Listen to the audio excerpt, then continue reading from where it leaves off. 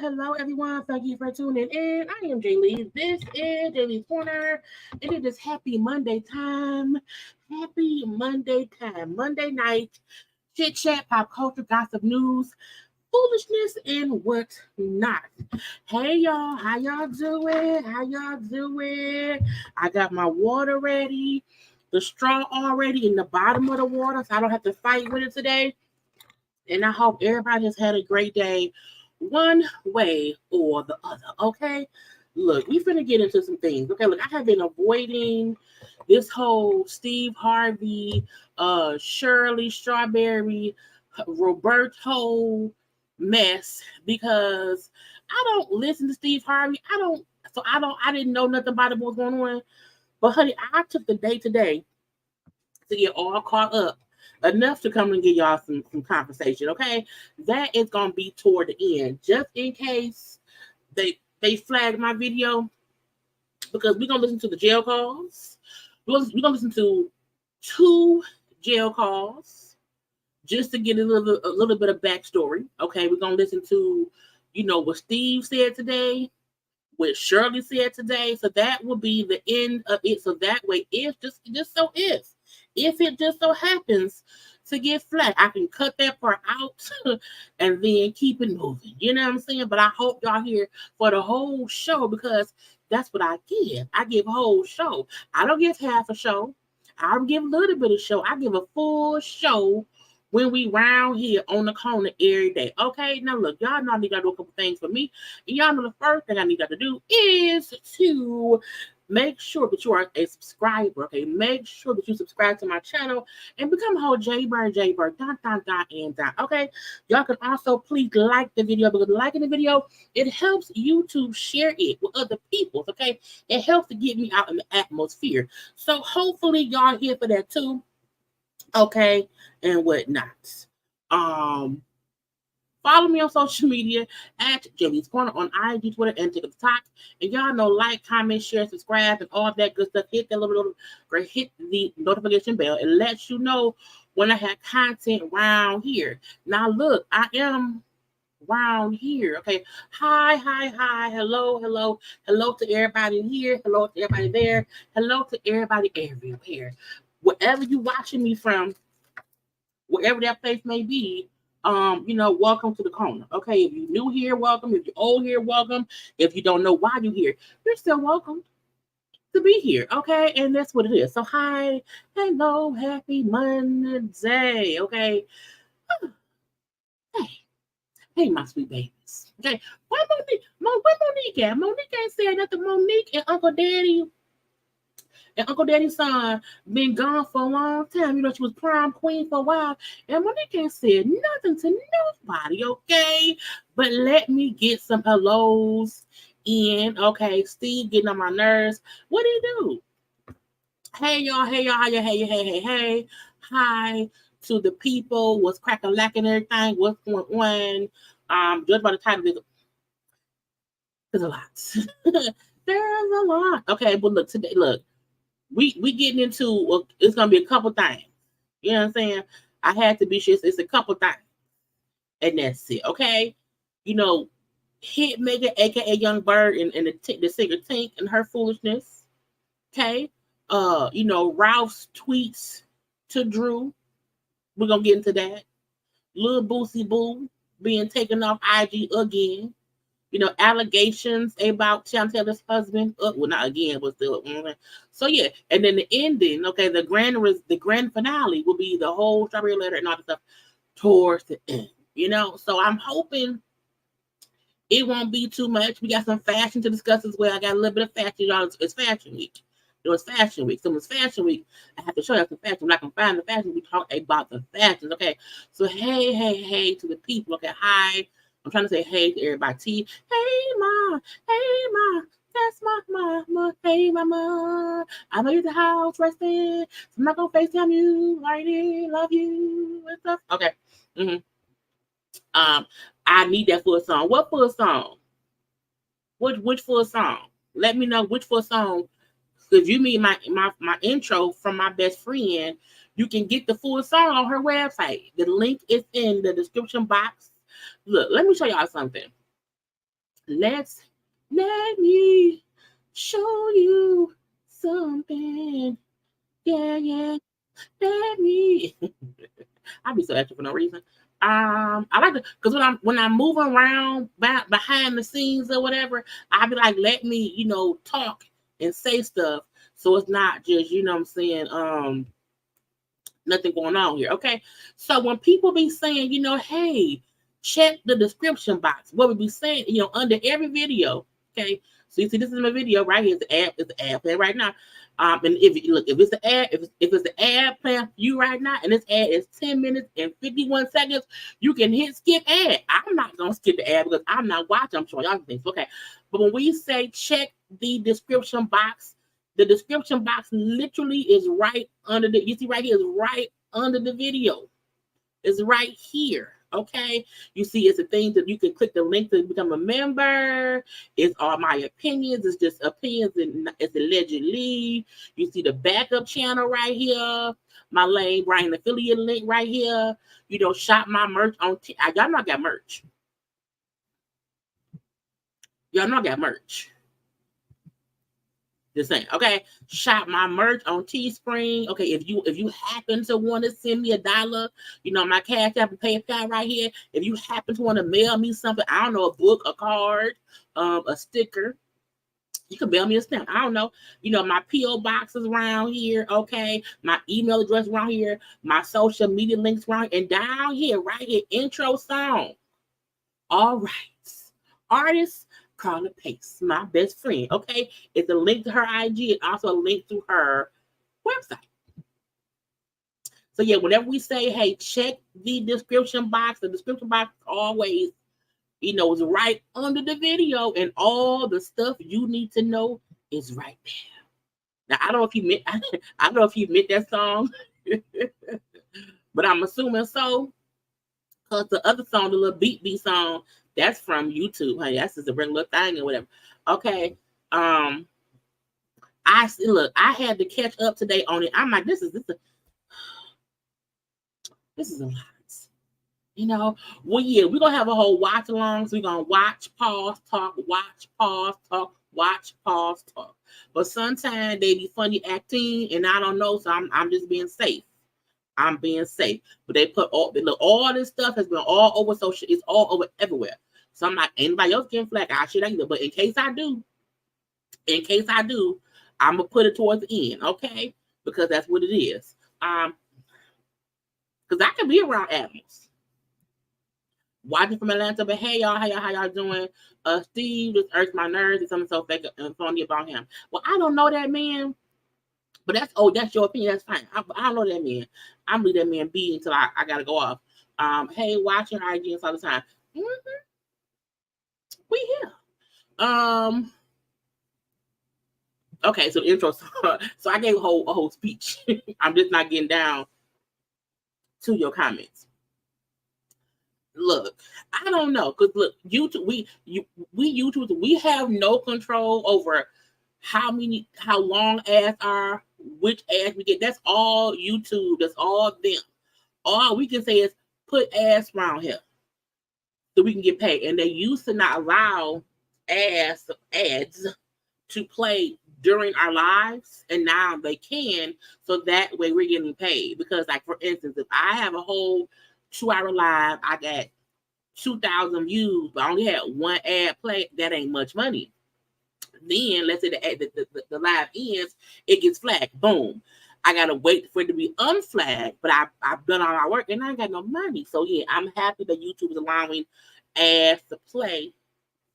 So we can get a little bit more money. So again, on my live, when I'm on live, when the ad pop up, once it says you're able to skip, I don't mind y'all skipping it, because again, at least the ad plays for like 5 seconds or whatever. If y'all want to wait 30 seconds, that's cool. I don't mind. But I don't mind. Just hit a skip. It's fine. It's fine. But yes, you know what I'm saying? But hey, y'all, let me just say hi to y'all. Yeah. Usually I do speed up things, but because I'm not showing no, if I'm showing someone's face and we see who's talking, I'll speed it up. But you can see, oh no, that's so-and-so. You can see it. I'm not showing y'all shit. We're going to be hearing things. And because we're going to hear it, I left the voices normal.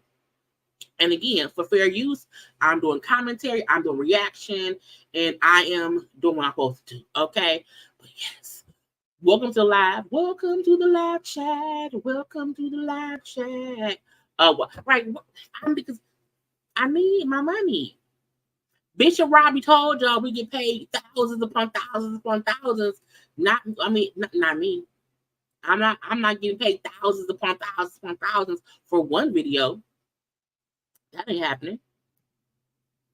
So just look ad. Okay. And I just it's right here. And if an ad pop up while I'm talking, once you come back on the screen, double tap the screen, it'll backtrack about 5 seconds or whatever. Because I ain't saying much of nothing. I mean, I did some things or whatever. But again, I need my money. I need money. But let's get into what we came here to get into. And that is the thing. Okay, because it's been over 10 minutes. Okay. Now look. We're gonna first get into some fashion. And then we're going to get into the foolishness of it all, because people around here being foolish, okay? People around here accusing folks of things, and there's all kind of stuff. I feel like, is y'all crazy? Is y'all, what is I'm going to correct myself on something I said the other day, because I had an opinion, and I said we're going to wait until we get the details, and I will further elaborate. Well, we have more details. I'm going to further elaborate, okay? But first, the fashion of it. Oh, okay, the fashion. But girl, my braids crazy. All on here. Y'all know it's New York Fashion Week, okay? So all the stars is round here on red carpets and taking photos, because they can't act nowhere. So they acting like they on a red carpet and wearing clothes. So I pulled we got 5 slides of peoples who we know at different shows and stuff. And boom. First one we have Kamora Simmons, Doechii, June Ambrose. Okay, we then have Quinta Brunson, and then Denai, who last name I can never remember, but I know she also played Michonne in The Walking Dead. Now, they're all at different fashion shows in different looks. Okay. And I'm like, I need the photographers to get better pictures. Okay. I'd be like, why y'all playing? Do I need to fly to New York and find the stars and take my own pictures to do my own lives? Is that what I have to do? Do I have to be my own photographer? Kamora Lee Simmons. Okay, so we know she is a whole model. She's been a model for a long time. I like her suit. It's real basic though. I really wish, like the suit just blends into itself. And sometimes I don't like when they all blend into themselves because it's like look, where it's at. Like, I have on a black shirt, but my braids, it shows the difference between my black shirts, my black seats. You can't always wear the same color. You have to break it up a little, okay?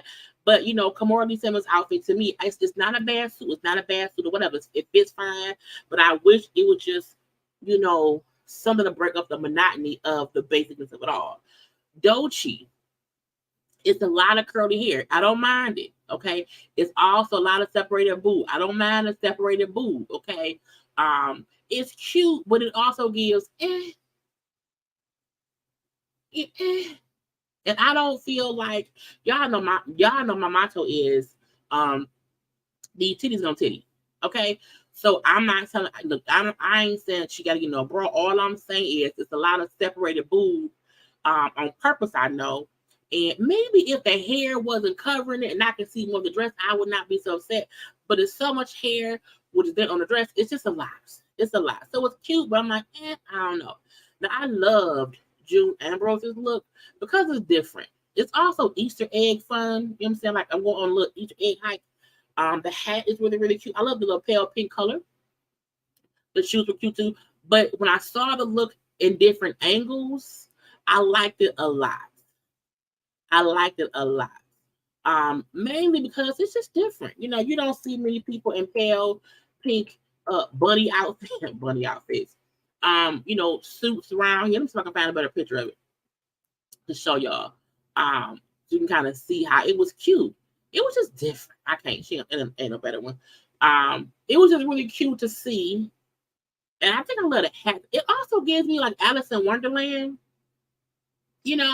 So that could be what I'm thinking in my head. It gives me, Black Lady Alice in Wonderland. I'm down here with some bunnies. Somebody come save me. Quinta, when I saw her look and I saw different like angles of this look, I didn't like it. I get the theme of the fashion show that she was at was a little bit darker, a darker tone to it. So she matched the ambiance of the audience and what they wanted folks to wear, but I still felt like, it gives, I wish it was different. You know what I'm saying?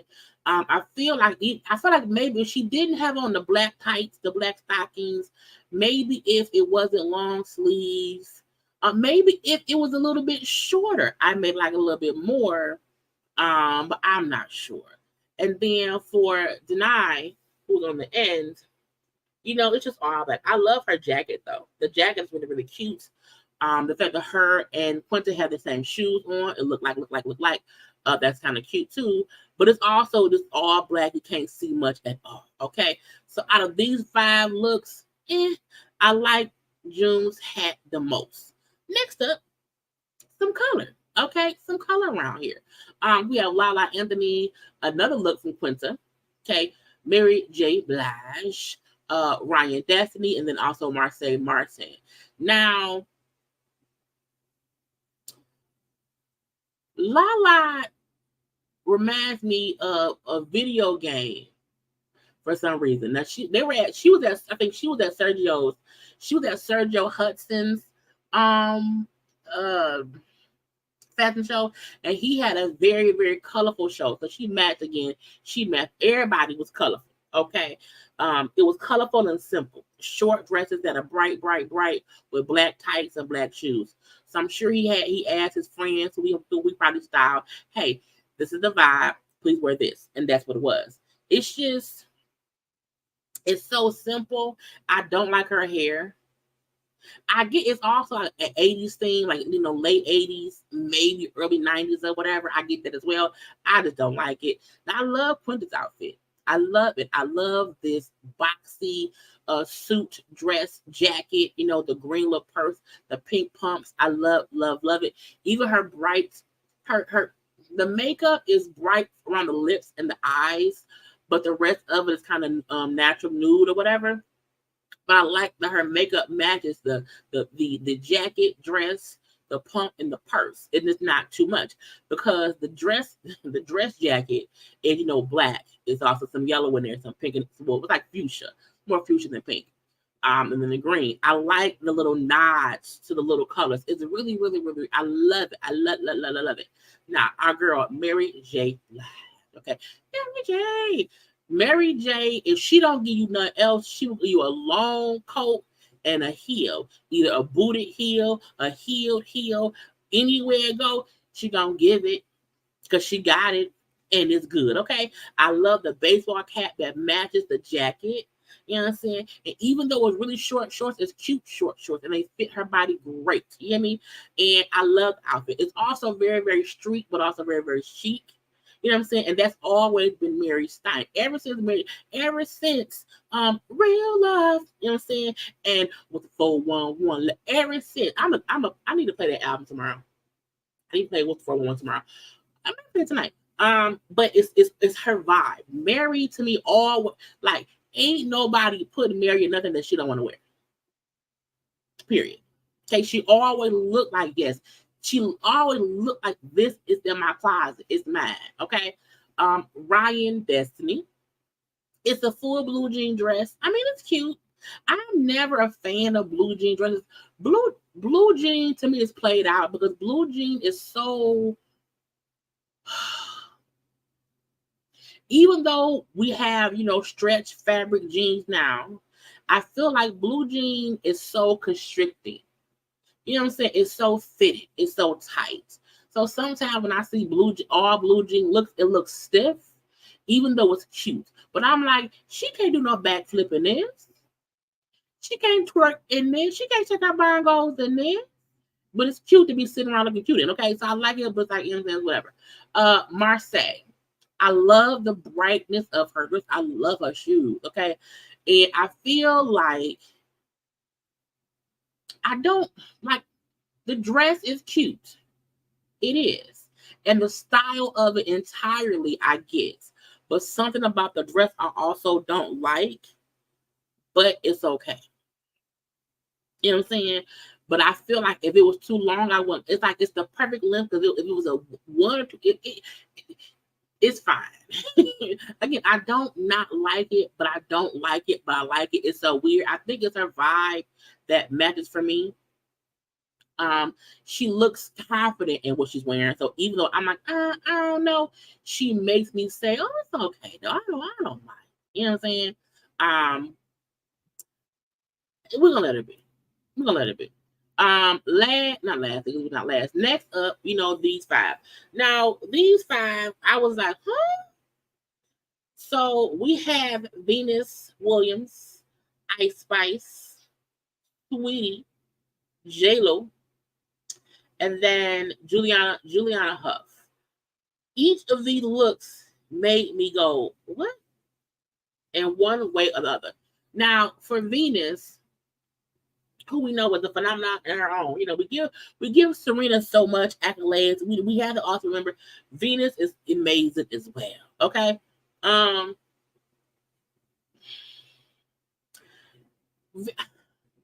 don't know if it's the fact that Venus, if it's her shoes that make you look like because I don't like heels.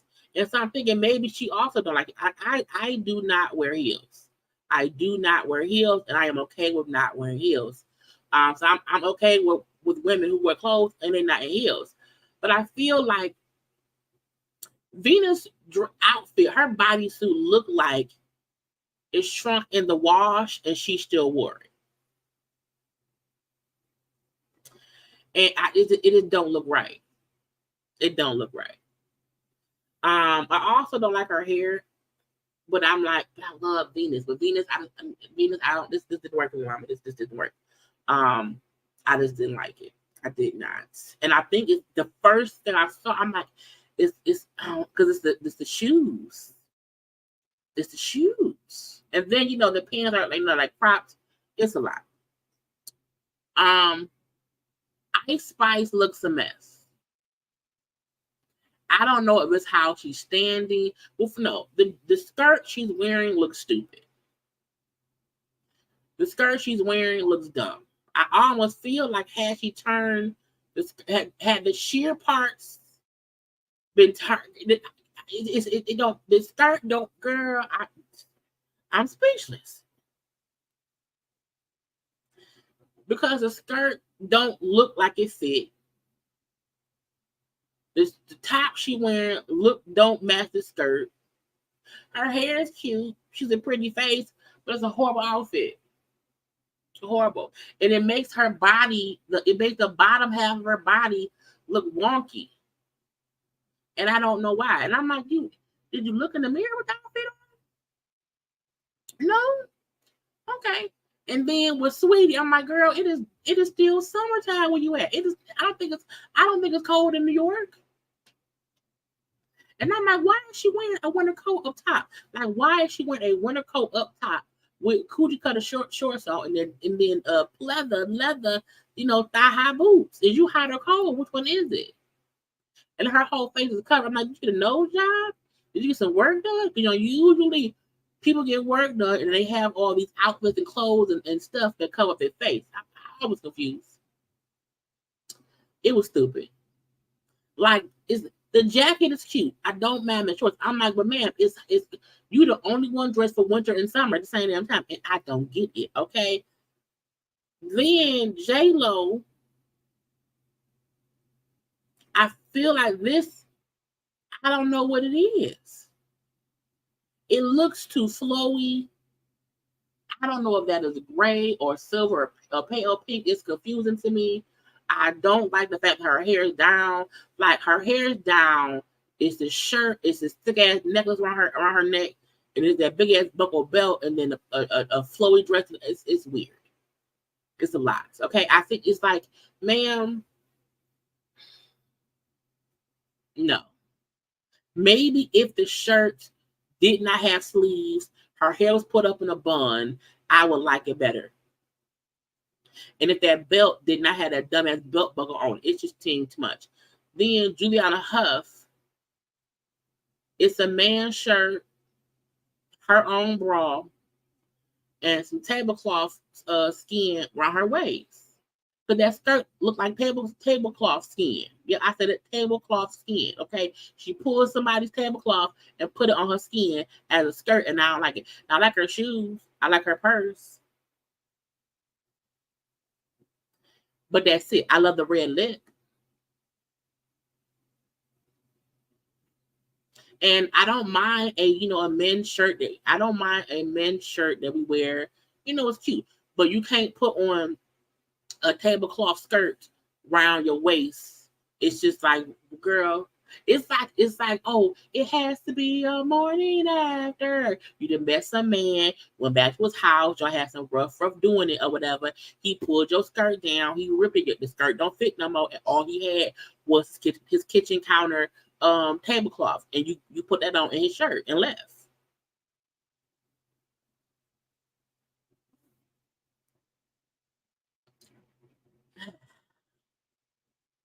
Next up, we have some that I loved. Okay, we have looks I loved, absolutely loved. Okay, we have Tiffany Haddish. We have, is that Selena Gomez? Oh, what's her damn name? I think it's not Selena Gomez. Look, y'all know their names. It's not Selena Gomez. Vanessa Hudgens. Mindy, who name I can't think of her last name right now. Jenna somebody who used to be married to girl, Jenna somebody. I have horrible names. Jenna somebody who had to with a D, and then Ariana DeBose. Now, I love all of these looks. Now, I know some of y'all do not like Tiffany Haddish. I am still a fan of Tiffany. Period.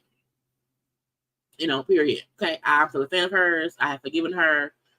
So y'all cannot like her. I like her, and she looks good. Okay, that suit was made for her body. It fit like a glove. Even the length of the pants are fitted to her body because they don't scratch the floor, but they're not too short. So this pantsuit looks amazing on her, and I don't mind that it's the same color because her skin tone is the, color pop, so I like it. Okay, I like it. And then Vanessa, again, wearing color on color, like wearing the same color, but you can still see the differences in what you're wearing. I love the coats. Okay, I love the coat. A short skirt, the belt not too much, the boots are cute, and she don't look hot. Okay, she don't look hot, and that's the thing. Again, this is the difference. You can't tell me that Sweetie wasn't hot in that damn jacket. It's a leather jacket. Ain't no air up in there, okay? And then with Vanessa, and that shirt looks very breathable. We can see the wind was breathing on her boobies, okay? It looks very breathable. So I like that look, okay? Even Mindy, okay? I think it's Mindy K. I can't think how to pronounce her last name. I love this leather look, okay? Hope she put some powder down there because I know it's hot up under there. But the look is cute. And even though it's all leather, I can see each piece. Nothing is blending in with the other piece. So I like it. Okay. And then for Jenna, perfect way to have a long jacket with a matching pattern on the skirt, but it don't seem too much. And again, your skin was breaking up the monotony of the same pattern. Okay. Little bra up under it. Okay. Not much makeup, hair real simple or whatever. Cute heel. Again, cute and chic. Simple, chic. All of these outfits are simple and chic. Now, Ariana DeBose, is a little bit of, that's a very much so a Tina Turner dress, in my opinion, but I like it. And then a simple boot. Her hair is a little curl to it, but it ain't too much because she know I don't want to do too much. I don't want to do too much, okay? Again, these are looks, you may not like, oh, it's too much. No, they did it just right. They did it just right, and I like it, okay? Let's see, Jenna, is it Dewan? I never know how to pronounce her last name, but I know exactly what she is, and I also know who she used to be married to. You know what I'm saying? But yeah, I love all four of these looks. But for me, this next slide is for the person who I felt like had the best outfit of the people I saw. I did not see everybody, but when I saw this look, I said, ooh, I like it. And it is by Brescia Webb. Okay. Brescia, who was also at Sergio's show, and I told y'all Sergio Hudson had a very much so bright, fun fashion show. So people came in bright, fun colors. And this bright neon green backward suit, which gives me Celine Dion from years ago when she wore that pale white suit backwards, something with that badass hat. It gave me that, but still cute. The color is cute and it's different. I love the heel. You hear me? Because the front, seeing it from the front is amazing. Seeing it from the front is also like a mind trick because you feel like, is she standing backwards? Is her head twisted? It's just amazing that it's like a mind fuck. It's some, you know what I'm saying? But seeing how bright the color is, and then how the dress has the buckle in the back, it's a full on backwards dress because the front belt buckle is in the back. I love that this is a full-fledged backwards, like, tuxedo suit jacket in the brightest of colors on this beautiful Black woman. Okay. And she was smart enough to do short hair because you don't want to overpower the outfit. You know what I'm saying? Some folks, oh, I want to have long hair. No, no, no, no, no, no, no, no, no, no. Okay. The outfit is a statement piece. Your face is a statement piece. You don't need a whole bunch of hair. Okay. And she was smart. And then the pump, the perfect green pump. And she's not that tall at all. However, legs still look long, even though she's short. And she looks good. I was like, I love it. So when I saw this look, I was like, I love it. It is amazing. So this was the winner for me for the looks I was able to look through because it looks the best. Okay. It looks amazing. Anyway, those are all the looks that I had. Let's get to my Instagram saves so we can get into some things and then get into the end of the strawberry bullshit toward the end. Okay. Happy birthday. Happy birthday. Happy birthday. Happy birthday to you. Okay. It is our girl Taraji P. Henson's birthday. Look, I don't know about y'all, but I don't play about Taraji. Taraji is one of my absolute favorite actresses. I feel like she's been with us for a long time. Okay. Now I don't want to scroll. Was it videos? Okay. Because I'm not playing my damn videos from my damn movie because I ain't playing. Okay. But Taraji has always been our girl. Okay. So a happy 53rd birthday to our boo. Okay. She's been around here forever and ever and ever in our hearts. Okay. In our hearts.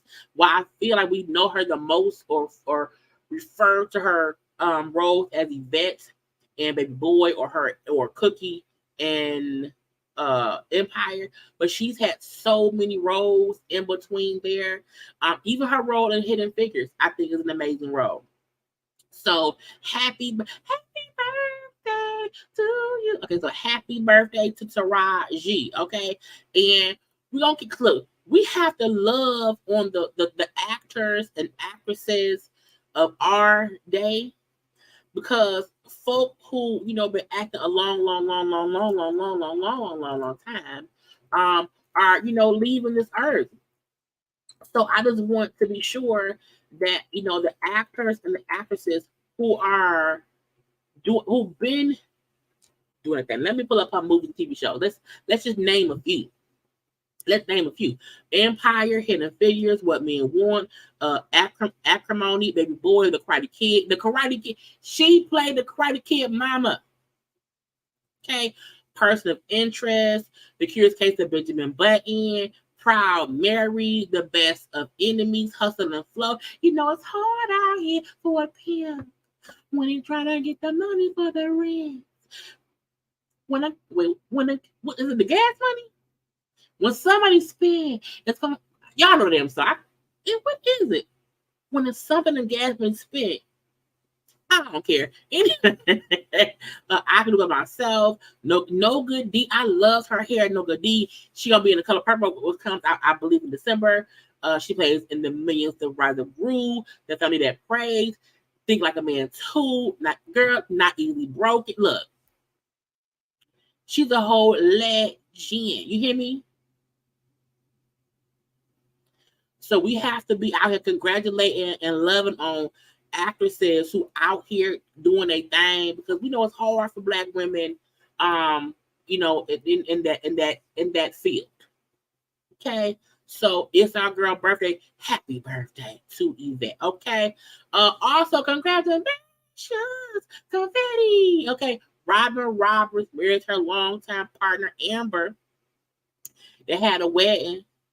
They wife and wife together. Okay, an intimate magical wedding ceremony in our backyard, followed by a joyous reception. Oh, the dancing. We are immensely grateful for all all for making it a day and night to remember. Honeymoon, here we come. Okay. We love around here. We love around here, and love always wins, and that's what matters.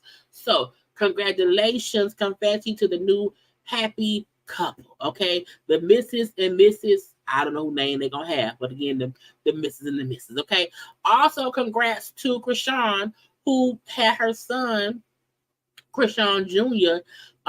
Christened, dedicated on the 7th day on the stuff. He been, she had him 7 days ago, and so she got him christened. Look, Blueface around here on some BS. I'm like, y'all, look, in my opinion, Krishan is trying to forge a new path in life. And while, punk old Blueface be trying to mess with her, yes, get your child with your family, go to church, all that stuff. You know what I'm saying? And keep that baby in the house. That baby too young to go outside. If the slaves can birth babies and then go to work at the field in 2 days, she's fine. She's fine. She's fine. That's her child, her first child. But she has, it seemed like she has a lot of support around her. And the fact that she thought, let me get him christened. Let me have my family around here support. And I love the fact that the pastor who did the dedication was like, we bind every demon. You know what I'm saying? We praying for Krishan. We praying for Krishan Jr. We also praying for the daddy. Because we know the devil working busy with Blueface. So I like the fact that the pastor did not ignore that. A lot is going on. So we hope and pray that the daddy get on the good foot. Okay, but this child right here, God sent this child in this world. This child gonna be blessed. Again, you have to create the positive vibe you want in your life and your child life. And she not perfect, and I know she gonna fuck up here or there, okay? But I like the fact that we see from the beginning she's trying to be different. You know what I'm saying? She's trying to be different. So I was like, oh, I'm so happy that she went and got him christened, okay? And it was all about family and blessings, and we are together. We are the white. We are a unit. My family is also in church. I'm trying to get back to that too. And again, the more she separates herself from him and what he get going on, the more likely she will be able to break that chain of connection to him. Because she do not need to be back in a relationship with that boy. And we see that the pastor, and she said the baby name was Krishan Jesus Malone Jr. She gave the baby Jesus no name. Well, the baby's no name is Jesus. And I'm like, look, it's never too late to want to start new. It's never today. Every day is a day one. Every day can be a day one. And you just keep going. So I always say, I'm not going to drag her down. I'm not going to rip her. I'm not going to do that. That girl young and new and don't know better. And she's trying to learn. So when I see her doing good, I'm going to congratulate her. When I see her doing dumb, I'm going to wish some goodness her way. Because she has enough hate coming her way. We don't need to do that. Hell, Blueface give her enough bullshit. So again, congrats. Okay. Now, the 2023 BET Award, Hip Hop Awards, the nominees is out. Okay. We have Song of the Year. All My Life. God Did. Just Wanna Rock. What's that, the people? Okay. Lil Durk and J. Cole, Khaled and them, Lil Uzi Vert and them, Puerto Rican players. Because girls is players too. Lotto and Cardi B put on the floor. Drake and 21 Savage. Burna Boy going to Song of the Year. Who y'all think gonna win Song of the Year? Song of the Year. It may be Just Wanna Rock. Or it may be, I don't know. It may go to Burna Boy and 21 Savage. Lyricist of the Year, 21 Savage. How was Iman Dre? Did Iman Dre Andre 3000 put out a song.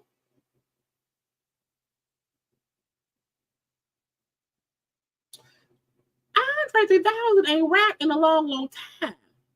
So how was Andre 3000 in the category for lyricist of the year if he not rapping? But 21 Savage, Andre 3000, Burna Boy, Cardi B, Conway the Machine, I don't know what it is, Drake, J. Cole, and Kendrick. Lyricists may go to Kendrick. It may go to Kendrick. Hip hop album of the year, Glorilla, Always Life's Great, Coi Leray, Koi, Khaled, God Did, Drake is 21 Savage, Her Loss, Metro Woman, Heroes and Villains, Jack Harlow, Jackman, he had that, I don't know. Little Uzi Vert, Pink Tape, and then Megan Thee Stallion, Traumatized. I don't know, but them nominees. Hip hop artist of the year, 21 Savage, Burna Boy, Cardi, Drake, Glorilla. Oh, Drake, that's not Glorilla. Oh, Glorilla got a whole hip hop artist of the year. J. Cole, Kendrick Lamar, and Little Uzi Vert. Producer of the year, I don't know these people. I don't. Khaled, Drake, Hit Boy, Hitmaker, K. Tranada. I don't know people. Best hip hop platform. Best hip hop platform, all hip hop. Carisha Please, Drink Champs, Hip Hop DX, $1 million worth of game. I get tongue tied. $1 million worth of game. Rap Caviar, The Breakfast Club, The Joe Budden Podcast, or WXL. Who y'all think the best hip hop platform?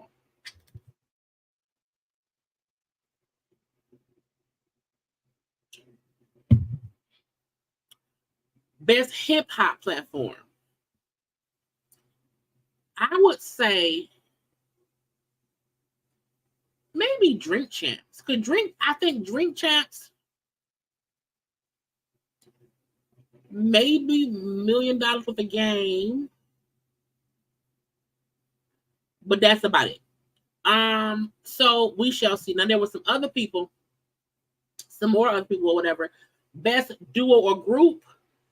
Girl, City Girls, DJ Drama and Jeezy, Drake and 21 Savage, Earth Gang, Larry June and The Alchemist.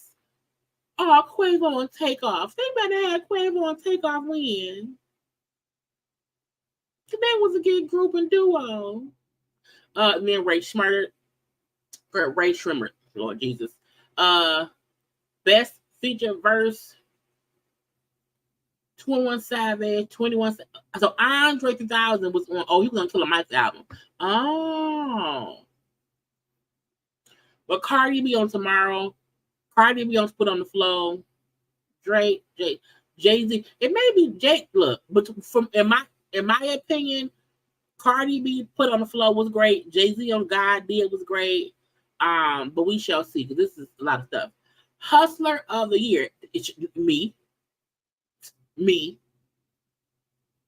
21 Savage, 50 Cent, Burna Boy, Cardi B, Carisha. Carisha? Has Carisha hustled? I feel like Carisha ain't, and that's no shade. But I feel like Carisha benefited from fucking with Diddy, and I don't like it. For that to be her hustle, you know what I'm saying? Because like Carisha, please, it didn't even have that many episodes. So why? Girl, anyway, Khaled, Drake, and Jay-Z. Girl, I'm leave that be. Best hip hop video. Just Wanna Rock, Players, Put on the Floor, Cardi B's version. Girl, I don't care. Is it more Breakthrough? I don't care. I don't care. I don't care. We'll see. Because I'm gonna review it. I will review it. If those only categories, it's gonna be a little boring. Anyway, let's say congrats to Drew. Okay, we know that Drew was down there on the reunion last night, singing her song about throwing us away. Okay, the song came out yesterday, I think too. And Drew's song made the top 5. Okay, she woke up today, and her song was in the top 5. Okay, now we do see she already bought her own song. So congrats to Drew. Look, people don't like Drew, and I get that. But Drew was being smart because Drew was up here putting out her music. Okay, use the Housewives is off right now. Use the momentum and build your music career, go on tour and all that stuff. Now the good part was she woke up and had this thing on here. Tamar was then posting on Twitter and said, "Someone tell Drew Sidor to call on me. I want her to open up for me at the Love and War tour in Atlanta. I'm rooting for her." Okay. And Drew said, "Let's go, sis." No, she did not. Drew said, "Girl, I'm in." Okay. "Girl, I'm in. And let's go, sis. Send me my info." So Drew will be opening up for Tamar at Tamar's show in Atlanta. Now, Tamar's wait a minute, not Tamar's Tamar said she's doing a tour. Tamar said she's doing a Tamar Braxton Love and War 10-year anniversary tour, and Tamar is going to 4 cities. This no tea, no shade. I promise y'all it's not.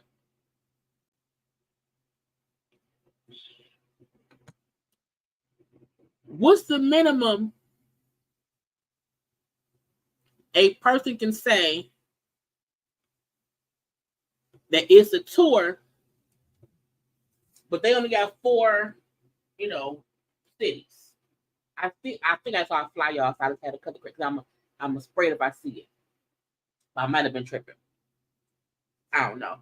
But if you only have 4, don't spray in case it's around here. If you only have 4 cities, is that a tour? I'm just wondering. She going to New York on October 24th. She'll be in Atlanta on October 27th. She'll be in Maryland on October 30th. And then she'll be here in Detroit on January 20th. I'm like, is that a tour? I just wonder. I don't feel like that's a tour. However, I'm happy that she thought, to ask Drew to open up for her in Atlanta because they both stay in Atlanta. And so that could be something easy for Drew to do. Get her man off Ralph and this bull stuff. But I'm like, is a 4-city tour, is that a tour? Or is it like, saying a train stop? Maybe it's a train stop. Now we know New York is a huge city, so that makes sense. Okay. She's staying in Atlanta, so that makes sense. She's from Maryland, so that makes sense. And then Detroit, people love Detroit. Okay. But I was like, girl, whatever. Now I do hope maybe she's waiting to add other cities, because sometimes, places don't really want to book you. They feel like you can't really sell out an arena, or you can't have it. You know what I'm saying? So I think maybe, because again, the fact that she has 3 shows in October, and then the 4th show not until January. You know what I'm saying? So I'm like, is that a tour? It could be not.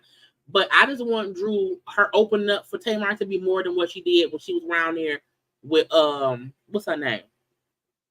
Candace. I just need it to be more. Okay. But again, that's cute. It's cute. And hopefully that means, hell no. I don't like concerts. I get migraines. So I'm not a concert person. And Tamar yell too much. Tamar will make my head pop off. It's like, no ma'am, no sir. And I like the Love and War album. I did. But I'm not gonna let Tamar yell in my face. I'm not gonna I don't want my ears popping. I don't want my head popping off. I am not a tour person at all. Soundboard is not that big. It's not huge. It's not a cocktail lounge. It's not a cocktail lounge, but it's also not a huge arena, at all. And like baby, when Babyface came here, he was down there. We've had a lot of other artists who come who don't have the huge shows. They go to Soundboard. Soundboard is down there at our casino. Is it MJ? I think it's at Motor City. It's one of the casinos, but it's it's down there. But it's not huge. It's not a big arena, but it's also not like a little club. It's not a little club. It's not a little club, but it's not like like when SWV, Drew Hill, and all of them was here. They were at like a nice size arena. When Beyonce was here, she was at the biggest arena. Tamar is at a standard size place that may hold 500 to 1,000 people, maybe something like that. But it's not, it's not that big at all. So, hopefully she sell it out. That was shady. I didn't mean to be shady. But again, we wish her the best. And maybe first of all, that's around my birthday. Because my birthday is January 16th. So, but no, because I don't feel like hearing Tamar scream. Tamar is a loud singer. A loud singer. And because I get migraines with loud music, I'm like, I wouldn't enjoy it. I would sit and complain the whole time, so I'm not going to do that, okay? Now, Lil Boosie, who's always into stuff. Now, I have been seeing Boosie and the dude Young Blue beefing. I don't really care. But Boosie's saying, because Boosie IG got deactivated again. Boosie needs to stop being on social media because his page always gets shut down, okay? And it's stupid. But he said that the boy shut him down or got him shut down. But I said, but Boosie called that boy a sissy. Boosie be saying the craziest stuff on IG and then be surprised that his page gets shut down. I'm like, you can't say people. You on their radar. And you're saying words that are not allowed. Okay. Not only so his IG gone again. Okay. Not listen to this shit. Potato from my house. He won't make me breakfast potatoes. I say I'm done with you. You ungrateful. Last week I got into it with the cook at Waffle House. He tried me. Like I leave anywhere I go, I leave $100 tip or more. So I asked him, I brought a potato from my house. How do you bring a potato from your own house and ask a cook at a restaurant to cook food from your house? I don't think they can do that. Even at the Waffle House. I say, make me some breakfast potatoes. All he had to do is chop it up and make me some breakfast potatoes. He say he couldn't do it. I say, you can't do what? It's a bet I won't be back. Sir, the fact that you won't go back to the Waffle House because the cook won't be your personal chef on the Waffle House time, because can you imagine if they feel like, oh, we can take our own potatoes to Waffle House and they'll cook our food? That ain't how it goes. Sir, that ain't your restaurant. You can't bring them food from your house and ask them to cook. You can't, they can't do that. How you pissed? And then for him to say, well, when I come here, I tip $100. That's fine. They can't cook food. You bring them home. How you pissed? You get paid $2 an hour. I leave $100 tip every time. I brought a potato from my house. He won't make me breakfast potatoes. I say, I'm done with you. You ungrateful. Ungrateful. Then look, I tip the chefs in the back who cook. Every time I'm there, I tip them $40. Whatever meal I do. He could have chopped that damn potato up. The fact that people don't get folks to lose their job by doing something for them, you're dumb. That's why your IG gone. Okay, get out of that damn face. Getting on my nerve. Your IG gone and the chef won't make your potato. Now, let's get into who. Let me see. We did Boosie. Oh, when I say that, I do. Don't I have did I delete? Oh no, Ralph's numbers right here. So they saying They saying Teyana Taylor husband cheating on her. They saying Iman is cheating on Teyana Taylor. Now, to me, this is all speculation. It's all smoke and mirrors. It's all like a girl is saying things. You hear Iman's voice in the background. You don't see them doing nothing. And I'm not playing on sound because it's also music playing. But the music playing is shady. I forgot the song is called. Like, oh, you can do damage. You can do that. I'm like, what? And she's wearing, a chain. She's wearing a chain that we've seen Iman in. Now, I know for a fact that in the past we heard of him cheating before, and she said, and he also said too, first of all, she'd kill me about cheating, and we have fun together. But this girl was posting things as if she is messing around with that man, and she being messy. You hear me? She being messy. And I'm like, not them saying that's his forehead poking over there. I was like, bruh. And we then seen this post, and that is Iman in the background. And it's a whole bunch of naked ladies. It looked like it gotta be a strip club. So folks are trying to say, oh yeah, he cheating or whatever. Look, I don't know. What I do know is whenever we see them together, they look happy. In general, she ain't said nothing about it. He ain't said nothing about it. But I have a disdain for women who know a man is married. They're in a public marriage. Everyone knows his wife. They 2 kids and all this. And you want to post little random things and whatnot to try to, break up a home. I have no respect for people who bang married people. None.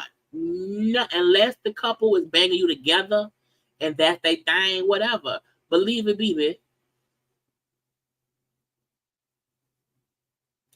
Leave it be. So we don't know because Teyana ain't said nothing. Neither has Iman. But that they around there trying to act like they banging that lady husband and they been quit for Teyana bang them. Child. Let's move on to Tink and what's this people's name? Tink and Hitmaker. Now look, Hitmaker, y'all may say, who is Hitmaker? Y'all know Young Bird. Hitmaker is Young Bird. Okay, Hitmaker is the same person who was around here messing with Masika, messing with Hazel E. He's the reason why they fell out because Hazel felt like Masika was messing with him and, behind her back or whatever.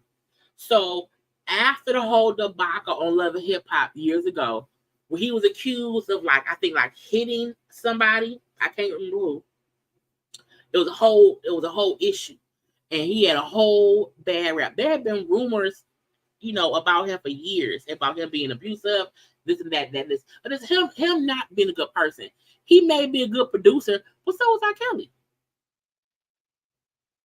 Like, Young Bird changed his name to Hitmaker, but it wasn't as if anybody did not know who he was. Like, his rep still followed him as Hitmaker. He just had a different producer name. Okay? Now, again, Young Bird is Hitmaker. Young Bird was the one messing with these. I think at one point he also kind of tried to mess around with Tia Marie. Okay? But now he's messing around, or was messing around with the singer Tink. Now, even though they were not publicly talking about dating, they were dating. Okay? They were dating and they did not talk about it. Well, on social media yesterday, I want y'all to see now these 4 videos are no longer than 4 minutes each, and we're gonna let that be that. Okay? But this is what Tink popped on her live yesterday saying about Young Bird, aka Hitmaker. See a video of me going up in Cancun treating this Hitmaker, please understand that it was very justified. And I honestly had to do what I had to do because I'm not one to be played with. I'm very soft-spoken. I'm very respectful. And I'm very honorable in all ways, whether we're on good or bad terms. Okay, cool. Me and Hitmaker have not been speaking since literally the end of my tour, my first tour. So that was in like May. I am not defending Young Bird in no kind of way. I want to make that clear. Okay. I am not defending Young Bird, Hitmaker in no kind of way. But I promise y'all, when she popped on live and said, if y'all see a video of me popping off, he deserved. I was like, it's some bullshit. I said they was a couple. They got into a fight, and she trying to get in front of whatever footage she has of her acting whatever. And I said to myself, you chose to deal with him knowing his reputation. When women deal with men who have a history of treating women badly and it's public knowledge, and you still be with them, I feel like you can't come and complain to us now because the car theft was out for who it was.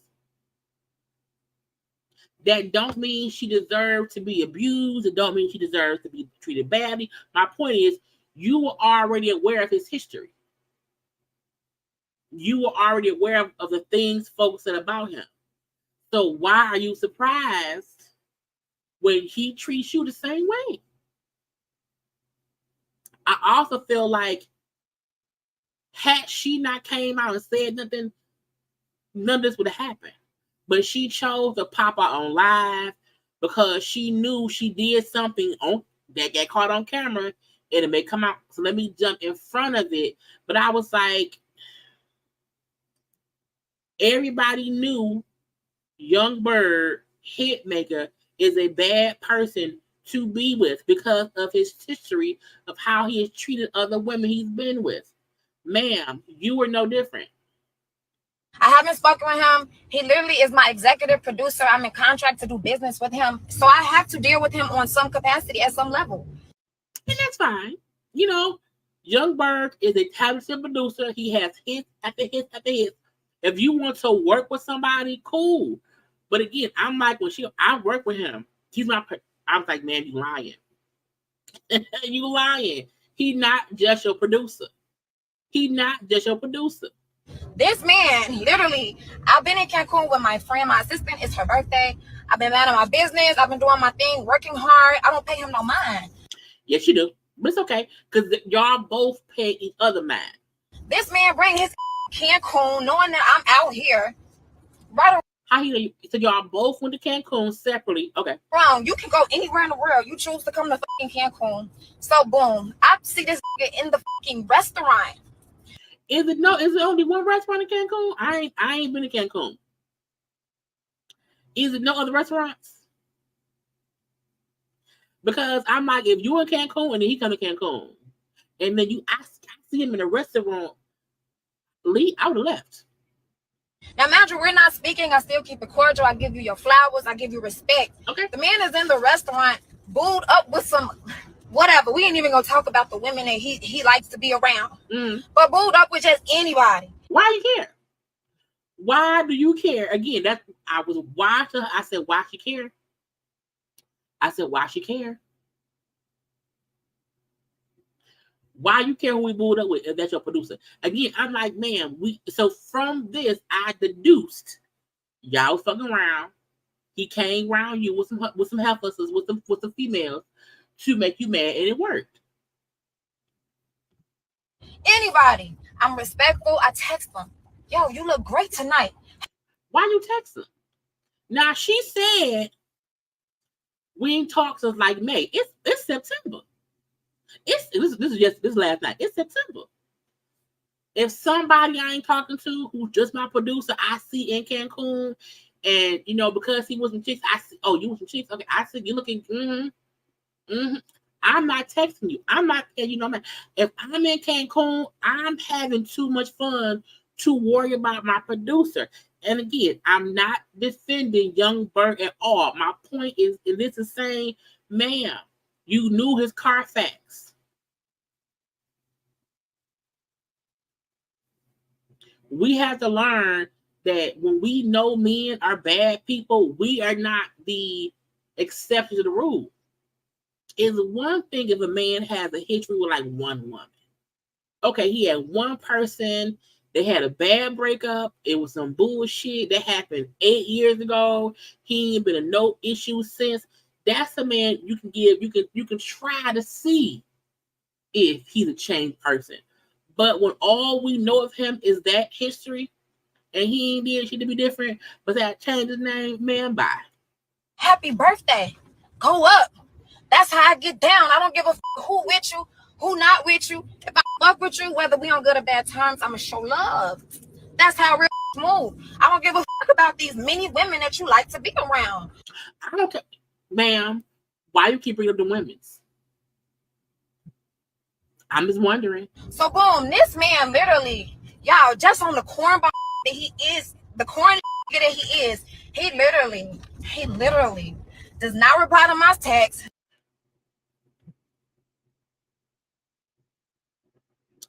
I messaged him. I sent him a message. He with them hoes, and I sent him a message, and he did not respond. He did not respond to my text. He is a cornball. Not again. He is a cornball. He is. However, but he is a cornball for girl. You just said y'all wasn't talking. I'm just saying. Does not. We're sitting at the table next to each other. By the grace of God, he placed us right next to each other so I could see what kind of person. God, how I get in this? Don't put me in this. I didn't send him in. That was the devil. That wasn't me. God is not in confusion and mess and drama. That ain't God. Not by the grace of God, girl. He is. So boom. Mind you, I shouted him out for his birthday. That's why he's not posting, because the man can't even really accept what he be on. You know what I'm trying to say? So he out here in Cancun, cool. Yo, but listen, so as I'm walking out, this man walks out with the 3 strags that he likes to carry around. Not calling not the girl, not they scragglers. Not the scragglers. He around here with the 3 stragglers. He likes to hang around. Thing as though he's the God. And literally Christian, it's like, Bird. I call his name, Bird, what's up? The man walks back. Now, mind you, y'all, we've been doing business for how many years? I don't know. But I will say her calling him Bird was her being messy because he go by Hitmaker. You know what I'm saying? He go like no one calls him Young Bird now. They do call him Hitmaker or whatever. Because that's just the girl anyway. So I do think her Bird. Hey, Young Bird. How many albums have we put out? We don't know. The fact that he could not even just say hello, not even just say what's good. Mm-hmm. I walk to his car. He's jumping in an Uber, of course. I mean, why would he not be in Uber? Y'all in Cancun. You can't bring a car with you to Cancun, right? I'm just saying. But again, and it's like as she's telling this story, and I'm like, do you know you digging yourself deep in the hole? I walk to his Uber. Young Bird, what's tea? What's up? So you're literally gonna ignore somebody that you've been working with for literally 3 years? So y'all, clearly I opened the car door. Mm-hmm. I had to let him know that's some big. Mm-hmm. He pulls out a phone. Of course, he has to record me. Mm-hmm. Bomb. No, first of all, I'm a very honorable young lady.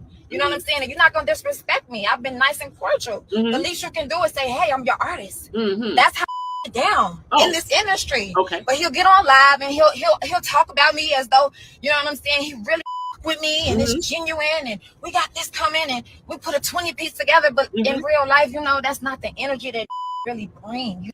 But didn't she start off by saying we ain't talked since May?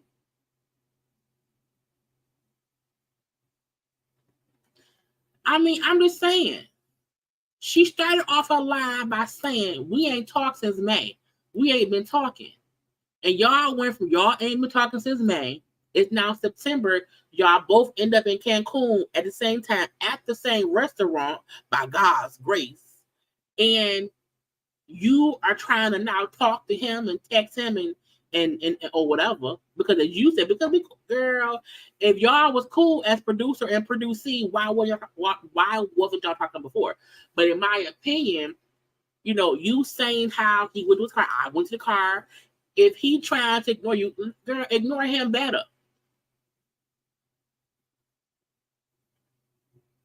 Look, you should have sat there and ate your food. Y'all was at a restaurant. You should have sat there, ate your food, and let it be. Because why? I would not even leave when he leaving. So I'm like, do she's sounding a little bit crazy, deranged?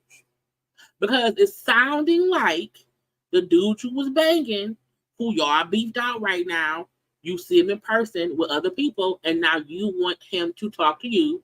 He's like, no, I'm not gonna talk to her. I'm gonna ignore her. And you want to force him to acknowledge you because you felt like you were owed acknowledgement. Fuck him. Fuck him. You know? So if you see a video of me just going off in the car, just know that I had to check him for being fake. If you happen to see a video of me going up. So she put out that video first. Okay. He then put out this video. I'm gonna still stand on being a real. Not gonna put no footage out of her. Like, I want to go live. And what's crazy is he went live because she went live. And again, I said she went live thinking, oh, he's gonna put out that video of me, you know, fussing with him. So I'm going live first. And I'm like, ma'am, because you went live and mentioned him, he went live to respond to you in your live. Tory Lanez should have gone live. Not Tory, sir. No, let's get on his ass. Because he ain't off the hook. Talking about Tory Lanez should have went live. He's live in prison. He's live. Anybody using Tory Lanez as a cautionary tale of what? No. Tory Lanez should shut up. People ain't even like that important to me. I don't even know what that girl's talking about. I'm in a whole restaurant. It's my birthday. And I don't know if she in Cancun. I don't know what the fuck is going on. Not around her, not talking to her. I ain't talked to her in like probably like 10 months. Now he's saying 10 months. She said since May. The math ain't mathing. The math ain't mathing. What we do know is they wasn't talking at least since May. I ain't even gonna get into details. So I'm just gonna call my lawyer because I was violated. Damn, put hands on me. You put hands on other people.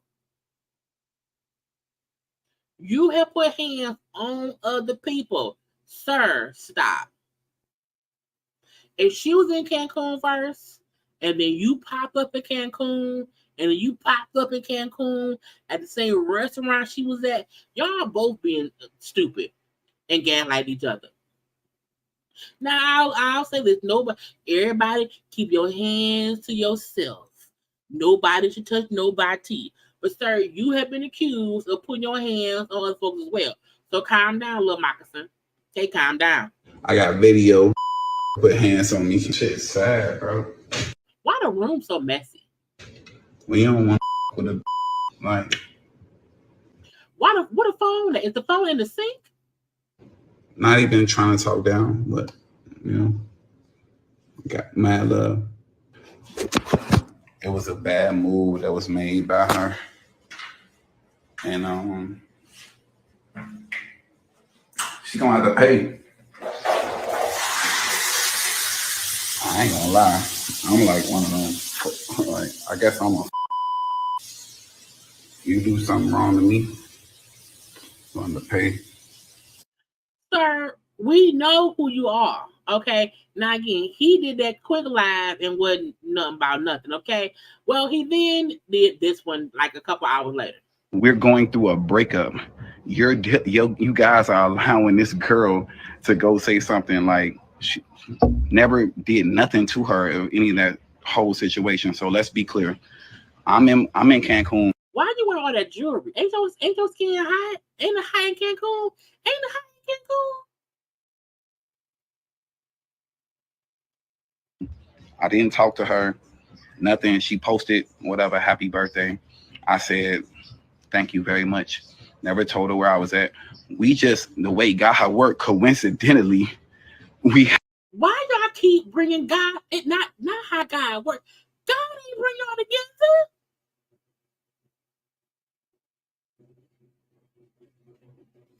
I keep bringing my Lord and Savior into y'all mess. Happen to be in the same place.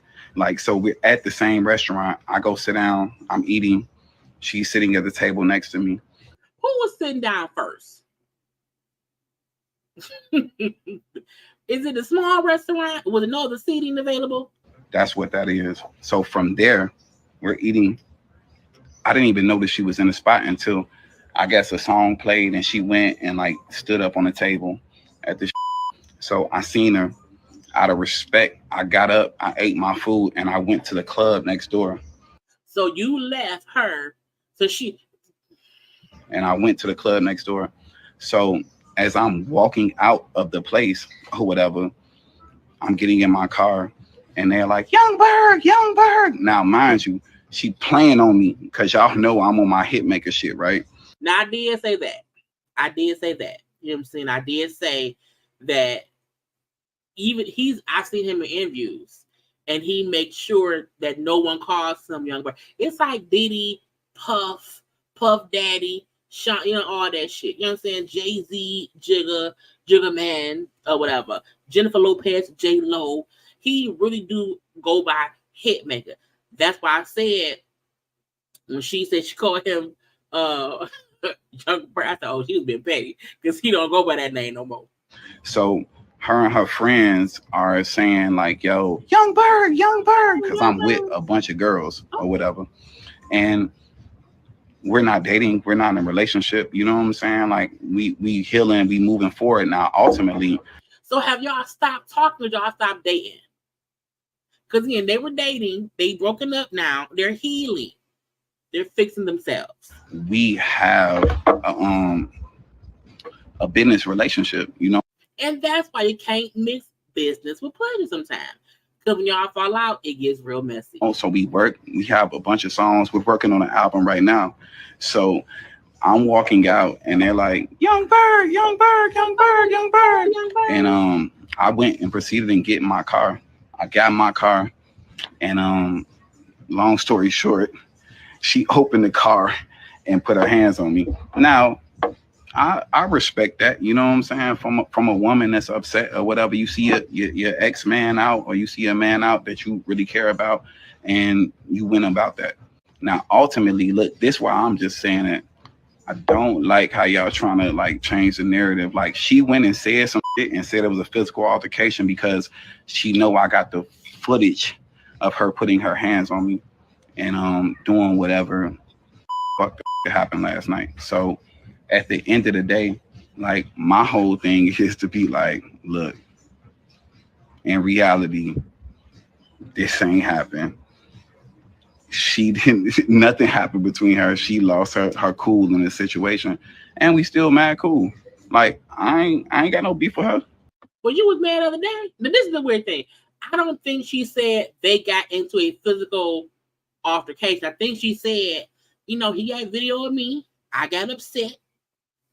Blah, blah, blah, blah, blah. Okay. So again, he said that. And then lastly, she came and I guess she feel like she cleared. Now, first of all, I was like, ma'am, sometimes less is more. Okay. This is what Tink came back and explained as her explanation for it all. This is 4 minutes long. I had an altercation with Hitmaker, Young Bird, Christian, whichever name you prefer, last night in Cancun. To the women, the same nigga that y'all going to war over, he eats my ass. Where did that come from? Why did that matter?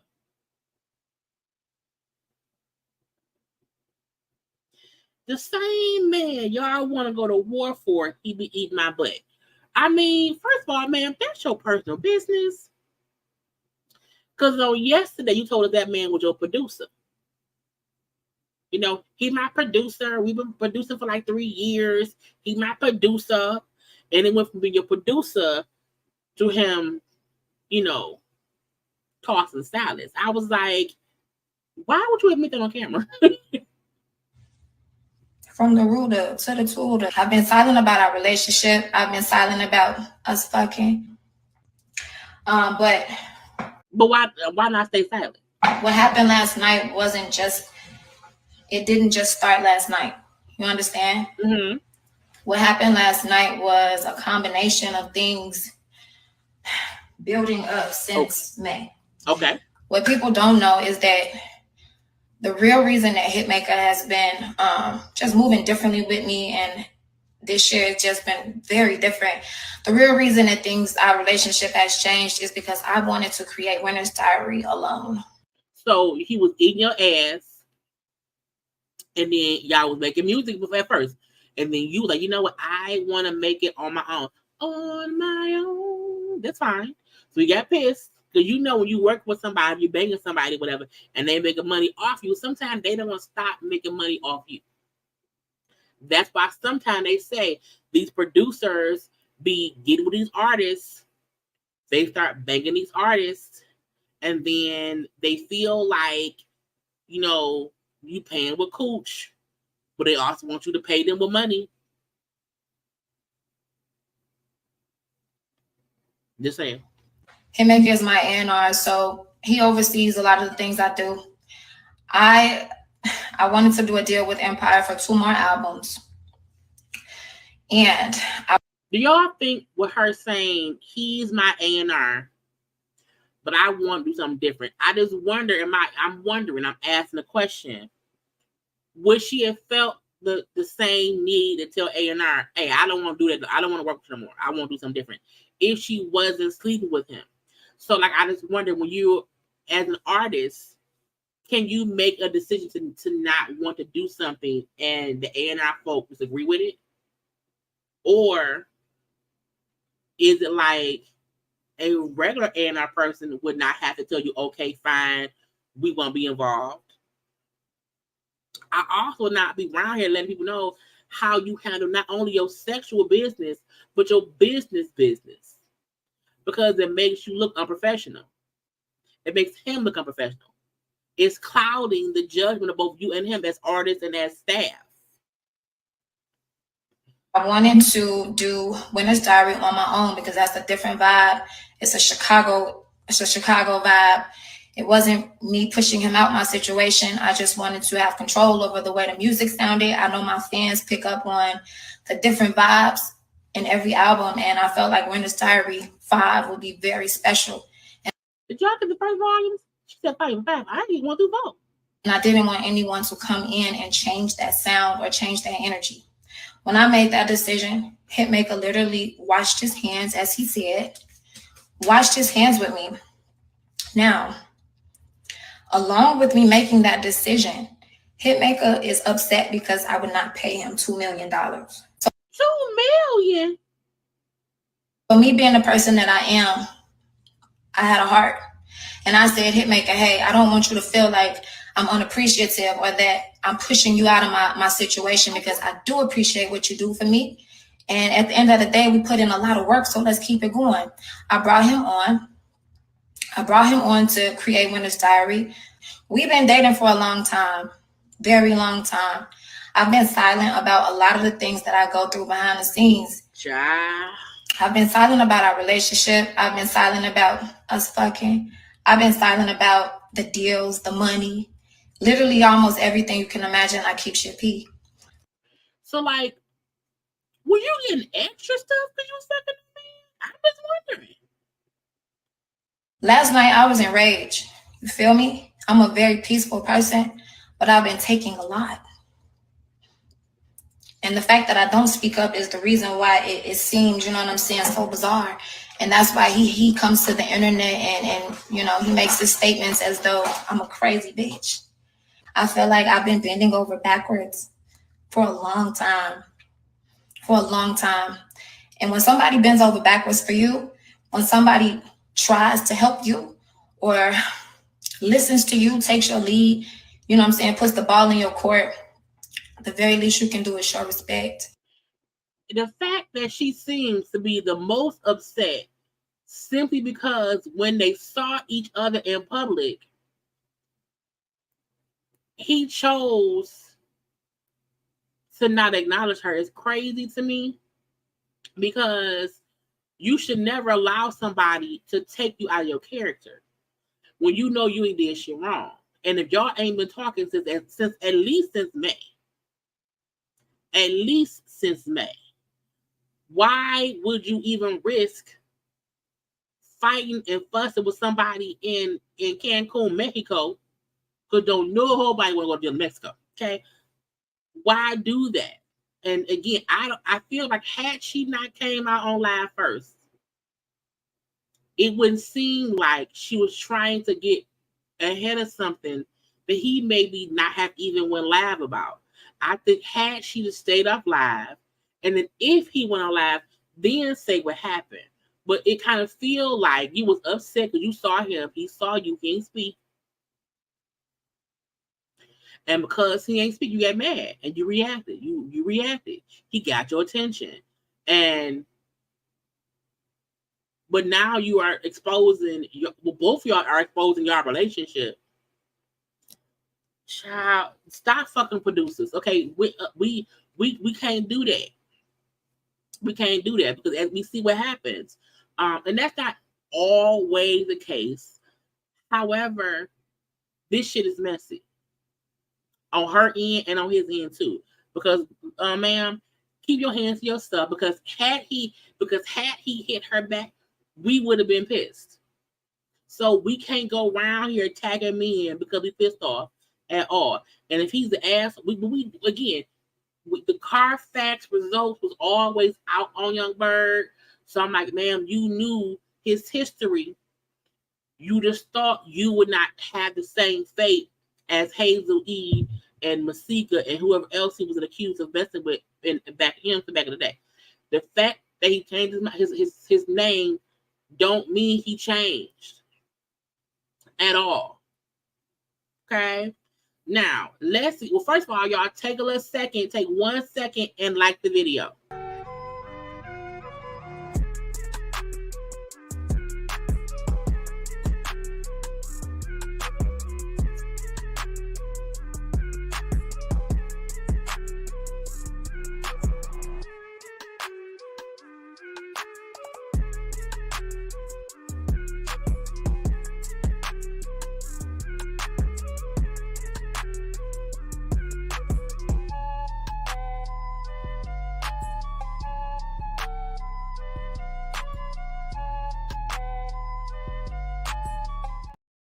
So y'all don't like it, it's the thing to do. Let's quickly get into Ralph so we can quickly get into the Strawberry people and Steve and them.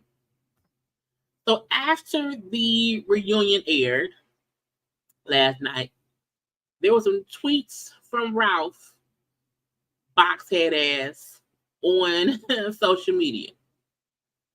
He posted on Twitter. I want to read y'all some of the things that he was saying. Okay? Because it's stupid. He put up last night 8:52 p.m. Eastern time. So this was as the reunion was wrapping up. Okay? I love my wife with all my heart and supported her tremendously behind the scenes. However, I understand it didn't translate on the show. I'm here today because I have a responsibility to my kids, my family, community, and support. Not the community. What community? Yo, D. This show was supposed to exhibit real life, however, slander, playing the victim, damsel in distress, and acting tainted the truth. There are 3 sides to a story, and everyone deserves the complete picture. Ralph, you can tell me that my name is Jaylee. I was born in January in Detroit, and I have braids right now. I would say I don't believe you. Ralph likes to gaslight people into feeling like if you don't believe his narrative, that you're being hoodwinked, bamboozled, and led astray. So all of a sudden, Drew was playing a damsel in distress. What? What? And now she using the show to get sympathy. What? But what are you doing? He then said, I don't understand the attitude Drew just randomly had coming into this reunion. Drew asked me to sleep in her room the day before the reunion, only to switch up. I tried to allow her to leave the convo with Andy since she's been trying to stop the divorce, and now she's acting like someone different. I'm confused. My only goal was to speak the truth. You a liar. I feel like from what we see on the show, Drew's point was, I tried to have us in therapy. Drew's point was, we've been having issues. We know that ain't no lie because Ralph said it, that he was the one who wanted a divorce before. They always had issues. So I feel like Drew's point was, we've been having issues, but you were the one who stopped going to therapy. You said that yourself on the show. It's like Ralph be forgetting what we saw on the show. So you making it seem as if she's switching things up. She asked me to sleep in her room. Well, y'all live in the same household. And as long as y'all are husband and wife, she may want the dick. I don't know. But making it seem like she's tricking you because she's the one trying to stop the divorce. She was trying to stop y'all divorce on the show by going to counseling. You stopped going to counseling. And when she says stuff like he'll be nice to me, but then he'll still like be siding with Courtney, that's confusing. So Ralph be on bullshit. Tell me my only goal was to speak truth. I don't believe you. Okay. He then said, I believe it's dangerous when someone can create a story to intentionally hurt someone. We both knew that message was a catfish, meaning that text message that she showed, she knew it was catfish. It was sent to me on Christmas Eve, and I never responded, just like Kenya said, because Kenya did say he did not respond back to the text. However, the text still came through. If I'm sitting here and I'm in the phone ring, a ding a ding ding, and it's someone saying, bring that dick back, I'm pissed. What you mean back? What they mean back? The fuck, you know what I'm saying? Like, whatever. The person took a screenshot and sent to Drew 10 minutes later. If it were real, they would have some dialogue between us, but there was nothing. Sir, you know how to delete a text. So making it seem like, why didn't that person send some dialogue? The dialogue was, bring that dick back. I don't know. Anyway, just shut up. For Drew to know this message is fake and consciously choose to show Andy as if it's real is dangerous and damaging. Not calling, girl. This is how innocent people go to jail because men especially are guilty. Because men especially are guilty until proven innocent. This has happened a lot over our relationship and on the show. Imagine if I wasn't at the reunion to defend myself. Ralph, get out our faces. Go away. We don't care. He then said, wow, at least Drew was being honest with Andy about going to Dallas. She told me her mom got her a ticket to visit her dad in Chicago. Not bringing her dad in it. Y'all know Drew daddy died. So now you're saying Drew was using her sick father as an excuse to cheat and go to Dallas and see her lover Ty and not raise her daddy in on his deathbed? That is mean. He said, for clarity, I initially found out Drew was having an affair through her assistant, but they weren't trying to hide the relationship. I understand she was looking for something I obviously wasn't providing, and I apologize. Ultimately, I want Drew to be happy and wish them well. not them, not her and her lover. I hate that adoption became a storyline, especially since it's so sensitive and complicated. I stepped up to be a father figure in Dodo's life, and I plan to never abandon this role. He's blessed because he has two dads that love him. This isn't a competition. No one made it a competition. Look, when I gaslight, that's why I can't fuck with Ralph. I can't. Ralph makes it seem as if he wants it to be better. He wants it to be better. It's Drew who's been. No, sir, you're making it worse. Because let's not forget, you and Courtney brought up the child in the adoption. Nobody else. No one. And we're not going to forget, that boy birth father was in prison for years. Period. Okay? So I hope Ralph go away and shut up and get out our face. Get out our face. Okay? Now, lastly, let's get into the strawberry of it all. Steve, Shirley, and Ernesto. Now, I told y'all earlier that I do not listen to Steve Harvey show. I don't know how I even get it here. In Detroit, which I don't know how to. I don't know. So I was not following the whole drama of it all. I did not know what had happened. I was not paying attention to it. So as stuff kept happening, I was like, girl, what? I'm like, who the fuck is Shirley? I was like, who is Shirley? Well, Shirley, okay, that's Shirley. In case y'all don't know, we're going to do a quick little synopsis. We're going to watch the videos. We'll watch along. Okay, Shirley is married to Ernesto. Okay, Shirley is 69. Ernesto is 58. Okay, Shirley is also a co-host on Steve Harvey's radio show. I guess she has been for years, but again, I don't listen, so I don't know. Now, Ernesto was arrested. Now, this is the weird part because I kept looking up stuff. I could not find like a news story about it. But I'm like, not all arrests are on the news, so that makes sense. I could only find like, blogs who posted about it. So I got this from SandraRose.com. I got the stuff from the Jasmine brand as well. And stuff. Okay. Now we're gonna listen to 2 of the prison calls, and then we're gonna listen to what she said today and what Steve said today, and then that's it.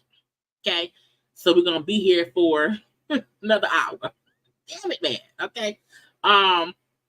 Ernesto was arrested in 2022. Now I feel like it said he was arrested 2 different times. It was one time in like May of 2022. He was allegedly, and all of this is alleged. You hear me? All of it. He was arrested the first time in 2022. He was caught in a stolen car. He had some kind of handgun. He had a silencer. I'm like, why are you walking around with a silencer? I feel like no one needs a silencer in their house. Like is you a Navy SEAL? Navy SEALs, Marines, Army folk, and hitmen, that's who has silencers. He also has some weed. Okay. Now, allegedly, he was already sentenced for the gun and the weed. He got 23 months in prison. He's in prison right now. Okay. Now, he was also arrested allegedly, like they said, like in December. Okay, it was a second arrest because I remember hearing that she had got him out the first time. Okay, but there was allegedly a second arrest later on in 2022, like around December, for fraud. He can't be around children. You know what that means, right? So it was a charge for something where he can't be around kids. He can't be around animals and dogs and cats and birds and frogs and goldfish. Okay.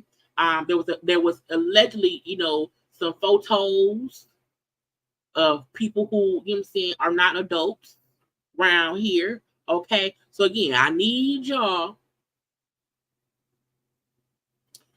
to read between the lines. I'm not. It's certain shit I ain't saying, and I don't want y'all to say to it either because I don't want to get flagged. Y'all know what it is. Y'all know what the man was accused of. Watch your words. Watch your words. We know when I'm saying it. I don't have to say it. I'm saying it. You hear me? Okay. So he was also charged allegedly with operating a credit card repair scam with some lady named Erica King, who was pretending to be an attorney of his, but was really some girl he was messing around with. I said, what is going on here? So Ernesto has been in jail since 2022. Y'all know when you're in prison, when you're in jail or whatever, it always say these calls are being recorded. No conversation you have on a prison phone call is private. None of that. And I feel like I guess she forgot. I guess she's like, I don't know. Because again, if you maybe that was her first. And then, again, I want y'all to know this. Listen clearly.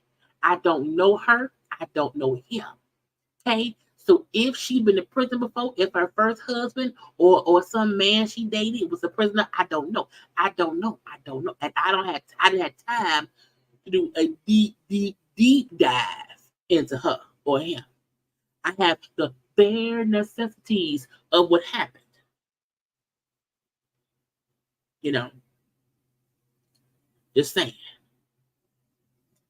But that's her husband, and she loved that man and whatnot. And so we're gonna listen to now this first call because he got arrested for stuff, right? And it's a whole channel that's like posting all these calls. That's now it's all over the internet. It's all over everywhere. Okay. The first call, I want to play this one because I just feel like, you know how you love your man and you feel like he won't do nothing wrong to you. He won't hurt you. He won't leave you. He won't besmirch you. He won't cheat on you. He won't lie to you. He won't be frauding you. You love your husband. You love your man. Okay. He would never play with you and get you in trouble. Because you love that man. You love a dirty draws. You can hear in this call, in my opinion, he on some bullshit. Okay? Because they talking on the phone and she's telling him about how she was at the hair shop, at the hair salon, get her hair done. And the people came, the Fed, the IRS, the DA, all the people came and took her car. They repoed her car while she was at the beauty salon getting her hair done and told her they was going to take her wedding ring and all these things. And I want y'all to just hear it. We're going to listen and talk and listen and talk. This is educational, okay? This is reporting, okay? This is the conversation. This is us having a conversation about the bullshit. So listen to this man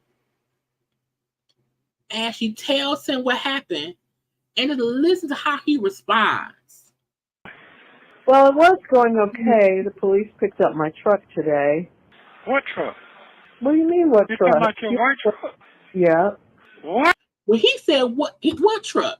Again, he said, how did they go today? How's your day going? Well, it was going okay. The police picked up my truck today. What truck?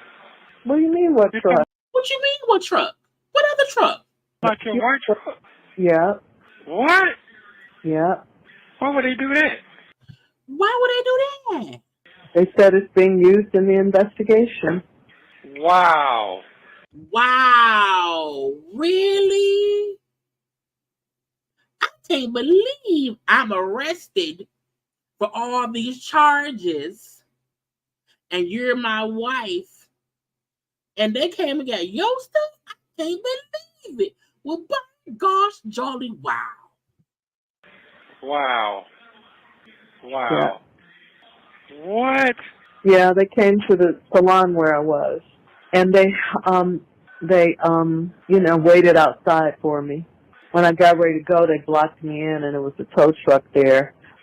You know how embarrassing that is? You know how embarrassing that is for you to be out somewhere in public, handling your business, and the police come and take your car because of the bullshit your husband is doing. Like, it ain't that she owes some money. It's because her husband is being investigated for crimes against people. Okay, for allegedly scamming people. Flatbed, and they put the truck on the flatbed. What? And they offered me a ride home, and I told them no, of course not. And thank God the lady that does my hair brought me home. What kind of shit is that? What kind of shit is it's an investigation, sir? It's an investigation. And I'm like, the fact that he's not saying anything. Wow, I can't. Wow. Wow. It's the wows for me. Well, that's what they said. They said, I asked them, do they have any proof? I said, what are you guys doing? Where are you taking my truck? Because it's being used in an investigation. Do you have any proof? What are you talking about? Yes, we have proof. I mean, no, we don't have proof. We have probable cause. Because that's a part of the case. When a person is arrested for something and they assume someone they're married to could have got it with ill-gotten gain or whatever, it's probable cause to take all that shit. That's why when people scam and the person they're married to can be affected even if they don't know nothing. And that can lead to proof. Sheridan came. Your daughter Sheridan came in. I mean, they didn't say that right away. I'm just trying to tell you all the stuff. It's out of order. They said that, there are a lot of papers with my name on them, my signature. Meaning, if she's saying they told her there are all these papers with my name on it, with my signature. So for that reason, because her name was on stuff, because her name was listed, because she signed things, probable cause that you're also involved. Probably has been forged. Wait a minute. I'm confused. What you saying? Come on, honey. Come on. No. Well, she's like, come on, honey. Come on, honey. Come on. I'm confused. I am confused. I don't know what to do. Oh, Lord. Wait. Explain it to me again. No. Hold on. And she's 69. He's 58. She is 11 years older than you. Why are you having a hard time comprehending? I'm trying to understand. Where were you at? I told you. I was at the beauty shop. And the beauty shop is it's in Roswell. It's in Roswell. I was like, why does it matter where I was? Where I was don't matter. What happened is what matters. Why are you trying to figure out where I was? Why do you care? The same one I've been going to. What? And the same officer that arrested you was there, Officer Fields, the little white lady. That's what it is. That's what it is. That's what it is. What? Wow. How did they know where your business line was? What? Again, he's worried about all the wrong things. If they arrested you, do you not think they following her too? I guess they've been following me. I don't know. I can't tell you that. I don't know. Wow. Yeah. I mean, they said they were going to come and get it from over here, but it just, my car came up on the radar, the license plate, that it was in Roswell. Wow. Yeah. Wow. So I don't have a... The fact that all he keeps saying is wow. Like, he haven't even asked her, are you okay? Because that's traumatic to go through. That's shocking to go through. But all he keeps, wow. And I said, well, what are you going to do with my truck? What does my truck have to do with this? They said it's for the victims. They may need it to pay back the victims, some of the victims. Because when you married to the scammer, and if there's money owed to his victims, allegedly, they can come for your shit because it's community property. And whoever this ain't no, they're lying. Well, I'm just telling you what they told me, honey. I mean, I assume that, you know, this woman is setting you up or sets you up or whatever, but I assume that. Wow. It's the wows for me. Right. It's federal. It's federal. It's federal. So all I can tell you is what happened to me today. And I don't have a car to drive, so. Oh, and they said they're going to get my wedding ring too. What are you talking about? Why do you say? When I tell you something, why do you say that? Because I'm just telling you what they told me. She get mad. Like, why you keep asking me shit that you know I don't know? You know, why is you doing that? They said they're going to come and get it. I got it from Danielle Diamonds, and the $20,000 that she put on that, they're going to get the ring too. Stop talking on the phone. When he said stop talking on the phone because she brought up where he got her ring from and how much money he put down, because he know that means this. And this is my opinion. When she said they told me they're gonna come take my wedding ring, he said what? And she said, yeah, they told me this. I got my ring from here, and the 20 grand you put down the ring. He know if they can trace. He bought her a ring from this jewelry store. He put down $20K, either cash, credit card, money order, bridge card, EBT card, food stamp card, or whatever.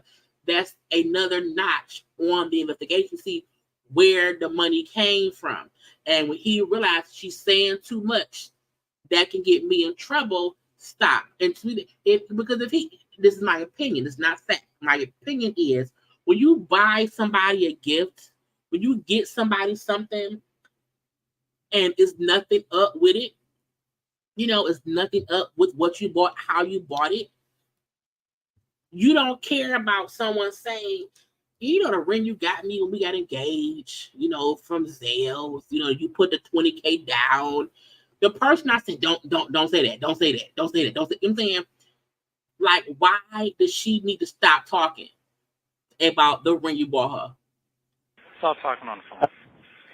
That's as y'all see, that's the most he said outside of wow. Okay. Yeah, I'll just stop talking about that, because all that's bullshit. That's what they told me. Right. I understand that. Yeah. Yeah, Wow. But it wasn't a great day for me either, you know. That was a bad day. Wow. Yeah. But he still ain't said, how you feeling? Are you okay? What can I do to help? Nothing. He still like this wowing her as if she just said, well, yeah, the yard was flooded because it rained. You know, the water ran down the street and it's fine. Like, he don't have no sense of urgency, no sense of care for what happened. Yeah, so, I mean, they let me get my stuff out. I don't know. I just really think they're just trying to keep this investigation open in hopes that they'll find something, you know, to keep you or something. It's like they don't have anything. If they didn't have nothing, usually you are not held in jail if they have nothing. They always have a little bit of something. Even if the little bit of something is a lie, they have a little bit of something. And he don't sound upset enough for me for them to not have anything on him. Because when you were in jail for something you did not do and you innocent, you not really calm when you find out your wife's car was taken. She had to get a fucking ride home from her hairdresser. You would be a little bit livid because you know it's some bullshit. He said one time, and that's bullshit. But it took him too long to say that. They don't have anything. I know they don't. Yeah. I'm so sorry that happened to you today. Oh, it's okay. It's all right. I mean, you know, it's just okay. There ain't nothing we can do about it.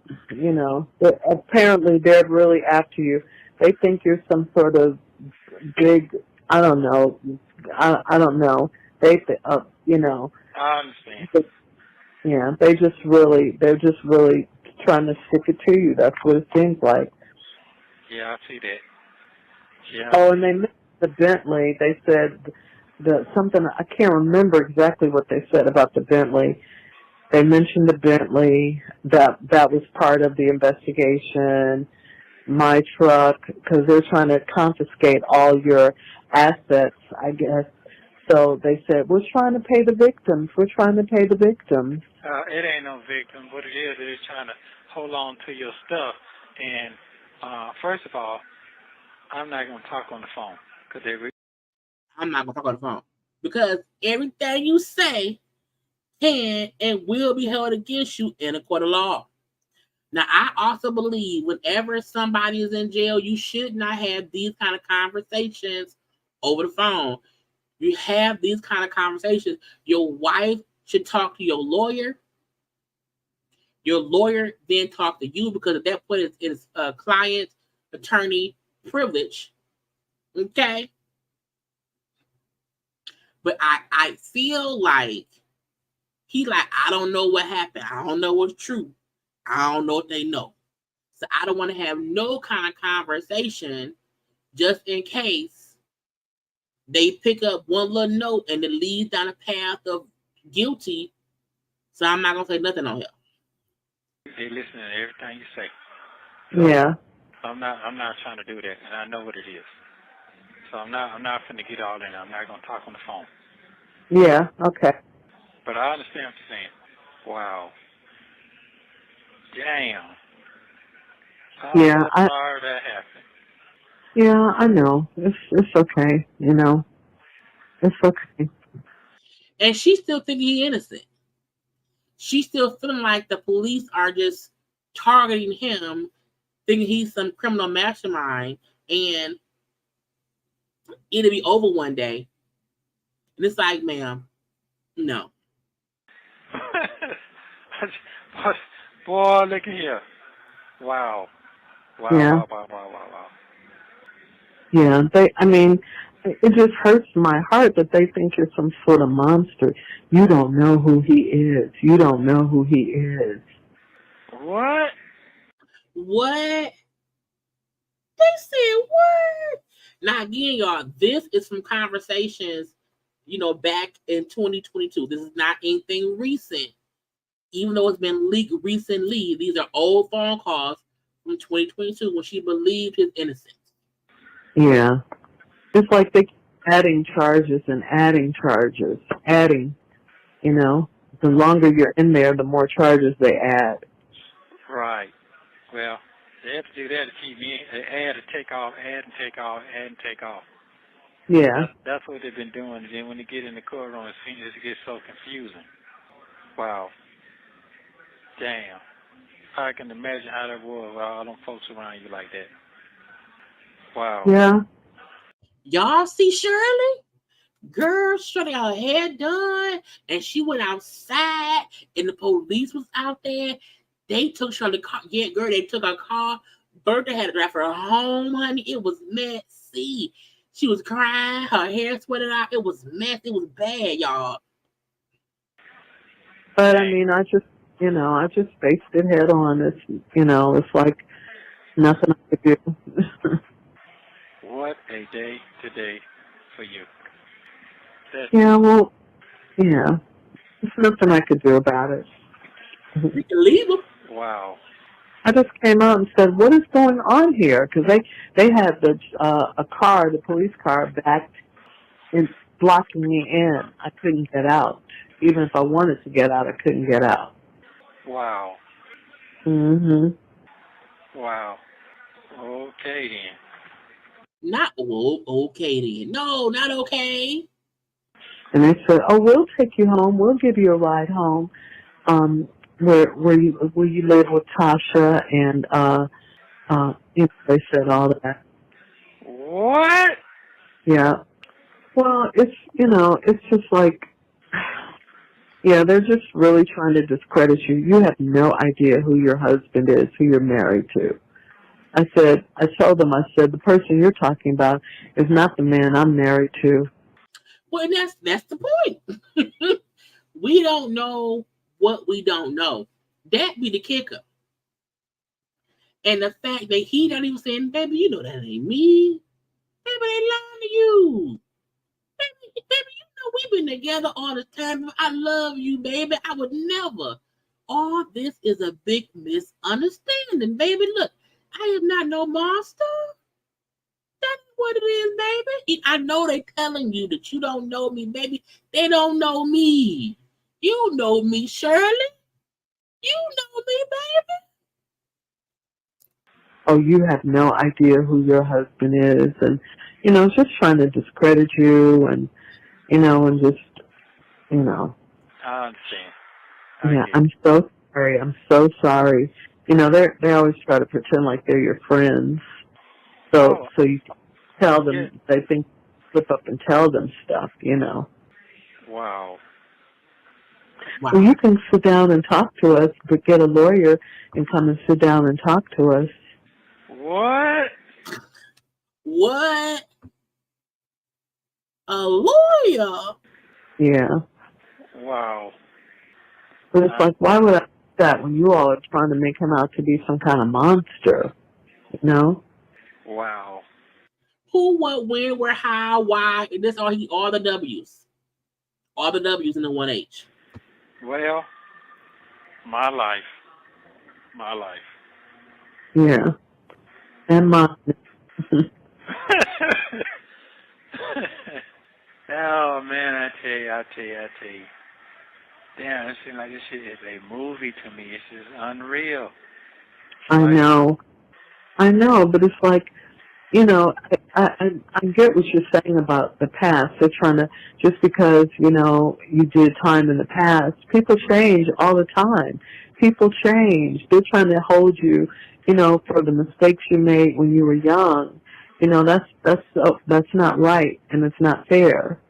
It's just not right, Well, clearly, whatever he did at his young age, he doing at his old age too. No, it ain't. No, it's not. They're trying to make it seem like I'm some unsuspecting wife that, girl, you was. You were. Doesn't know, that her husband is, this terrible person. I mean, that's what it seemed like to me. What? Mm-hmm. Wow.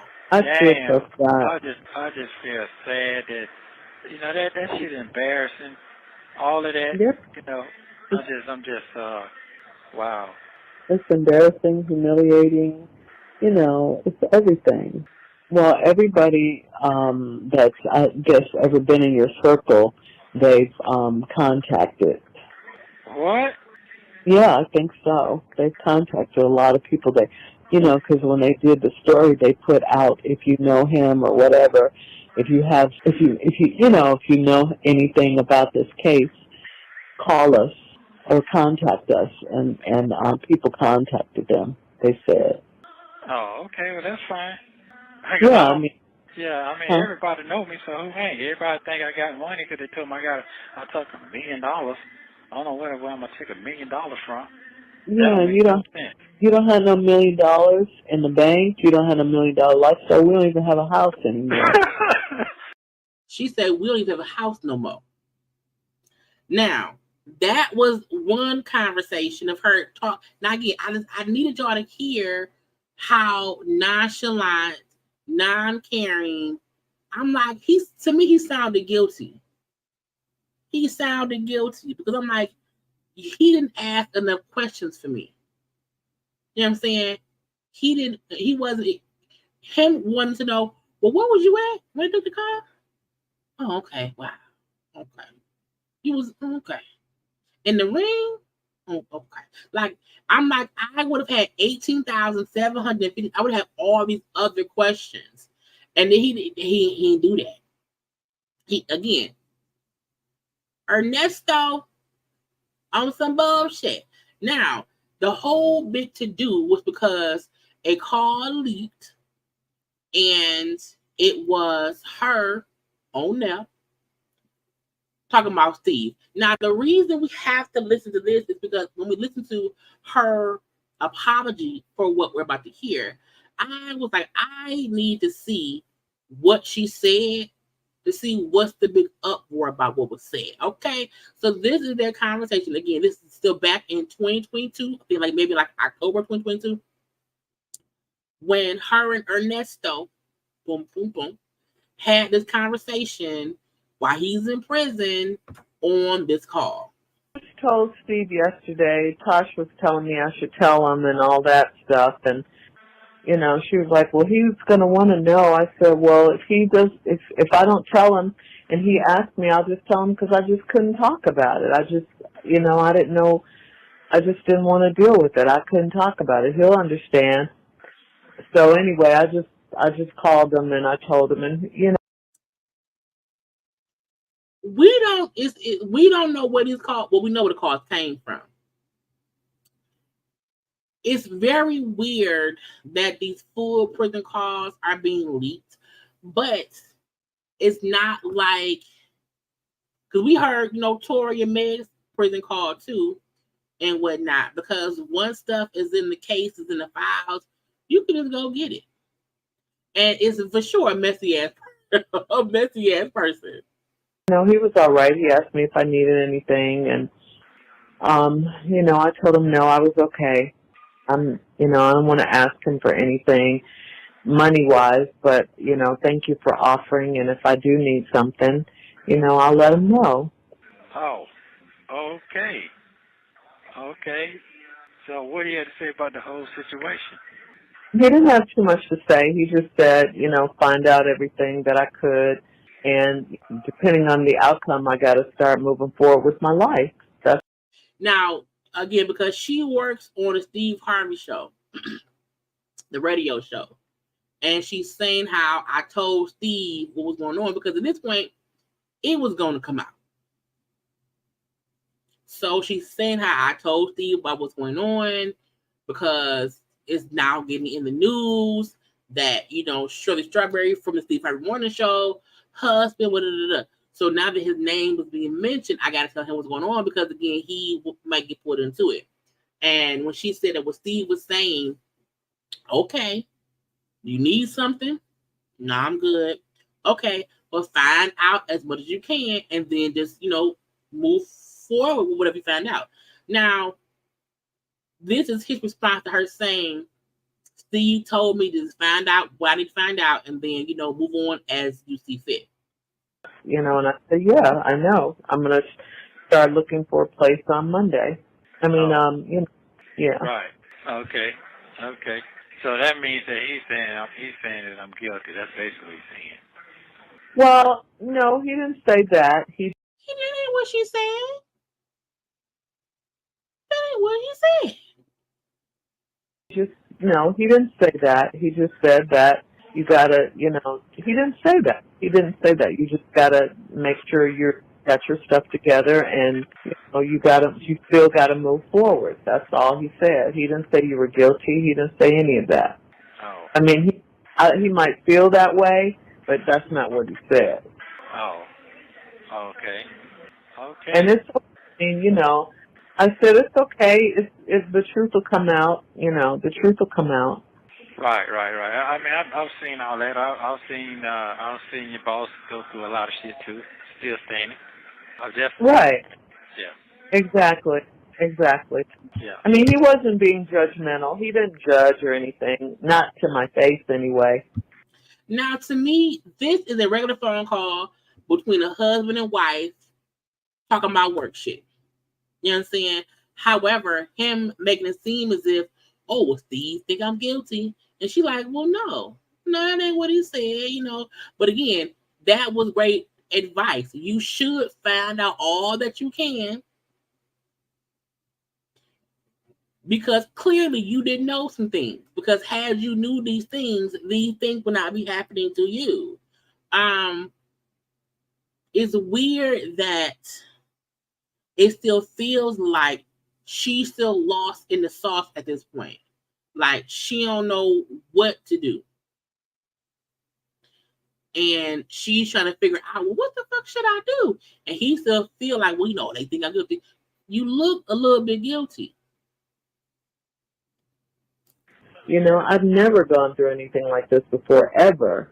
You know, ever. You know, my name in the papers associated with crimes and all this kind of stuff. Your name you know, in the paper. Where your name in the paper at?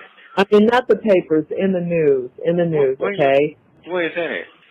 And the fact that she's saying at this point in time, my name is in the news, my name is in the papers, even if it's the local papers, even if it's the local news, even if it's the shit on social media. I'm like, why is he asking her where your name at? Do you not think her name was going to be mentioned? Because at the end of the day, like I kept hearing about what happened, but I don't know who she is. But y'all who watch them and know them, y'all can play, y'all, you heard? And I'm like, I don't know them people. So like she's telling him like it's in the news. It's in the news. So people who watch the show heard the shit. I ain't seen that. Oh, but okay, on Facebook last night it was on there, co-host of the Steve Harvey Morning Show. Husband was arrested. Shirley Strawberry, co-host of the Steve Harvey Morning Show's husband was arrested for fraud or whatever. Okay, so you say on Facebook. Facebook what? Not Facebook what? Nigga, it's only one Facebook. What do you mean Facebook what? I don't know. It was on Facebook. One of those shows. Somebody had it on Facebook. Okay. Yeah, we saw it last night. Oh, you saw it last night? We saw it last night. It's on there. Oh, is that it? Come on, hon. Not is that it. It's weird to me that he's kind of trying to undermine her, telling him the shit you involved in is including me. You're trying to minimize what I'm going through. Like, oh, it ain't really on the news. Oh, it ain't really in the blog. Oh, it ain't really. No, Negro, my name is being mentioned. Don't is that it me? Yo, I would have hung up. Come on now. No, I'm just trying to figure out if it's really out there. Cause guess what? They got to retract all that. Yes, it's really out there. My cousin in Chicago called me and said, she saw something on the internet. Is it true? Somebody else called me and said that it was in Maryland. Yeah, it's out there. I think it was on. Somebody said it was on CNN. I don't know because I didn't see it on CNN. But my cousin called me out of the blue and said that it's out there in Chicago. So what I'm saying is that it's out there, and this is difficult. You can tell she's starting to get aggravated with him because she's just voicing her upsetness. She's voicing what's going on. She's voicing how it's no longer like a little thing. It's no longer just you know, just I know. Like it's getting out. And he's trying to act like she's overreacting and she isn't. Because again, this was back, in 2022. It's active news now. I just kept ignoring. But I mean, I'm not dead or anything like that. But it is difficult. That's all I'm telling you. It is difficult. I'm not saying it's your fault. I'm just saying, this is it is what it is. Well, I'm like I said, I'm good. I ain't mad. I got past the mad part. I ain't mad no more. Nothing no more. Yeah. I ain't none of that no more. I see what's going on. They put me on TV. They trying to fish for something. They ain't got shit. So it is what it is. You trying to put me with people that I don't even know nothing about. So that's what it is. I mean. Now there were other calls of him talking to other people. So he trying to say they're trying to connect me to people I don't know. I mean, sometimes they will try to do that. They will try to do that. But I'm like, sir, but did you do anything? Are you completely innocent? Simple. It's common sense. Anybody got some sense, they'll see that. Well, people don't, you got to think about people that, there are a lot of haters out there in the world, too. It's not common sense. Yeah. People want to see you fail. People want to see you go down. I only told Steve, I don't, and that's only because they said co-host of the Steve Harvey Morning Show. They put his name in it. Oh, that's why. Well, that makes sense. Okay, that makes sense. Well, I mean, it's okay, whatever, even if I didn't do anything, it's still whatever. Right. I have a right to handle this how I handle it, And my way of handling it would have been the minute the police came to my hair salon and took my car and told me they're going to take my wedding ring. And before they came and took my house, I'm snitching. Because if she had nothing to do with what he was doing and her only crime was being married to him, which makes her in connection to him, meaning any money he made and spent on her and any assets are then taken. I'm telling, because I didn't do nothing. And because you lying to me got me defending you, I'm out here homeless and you home in prison.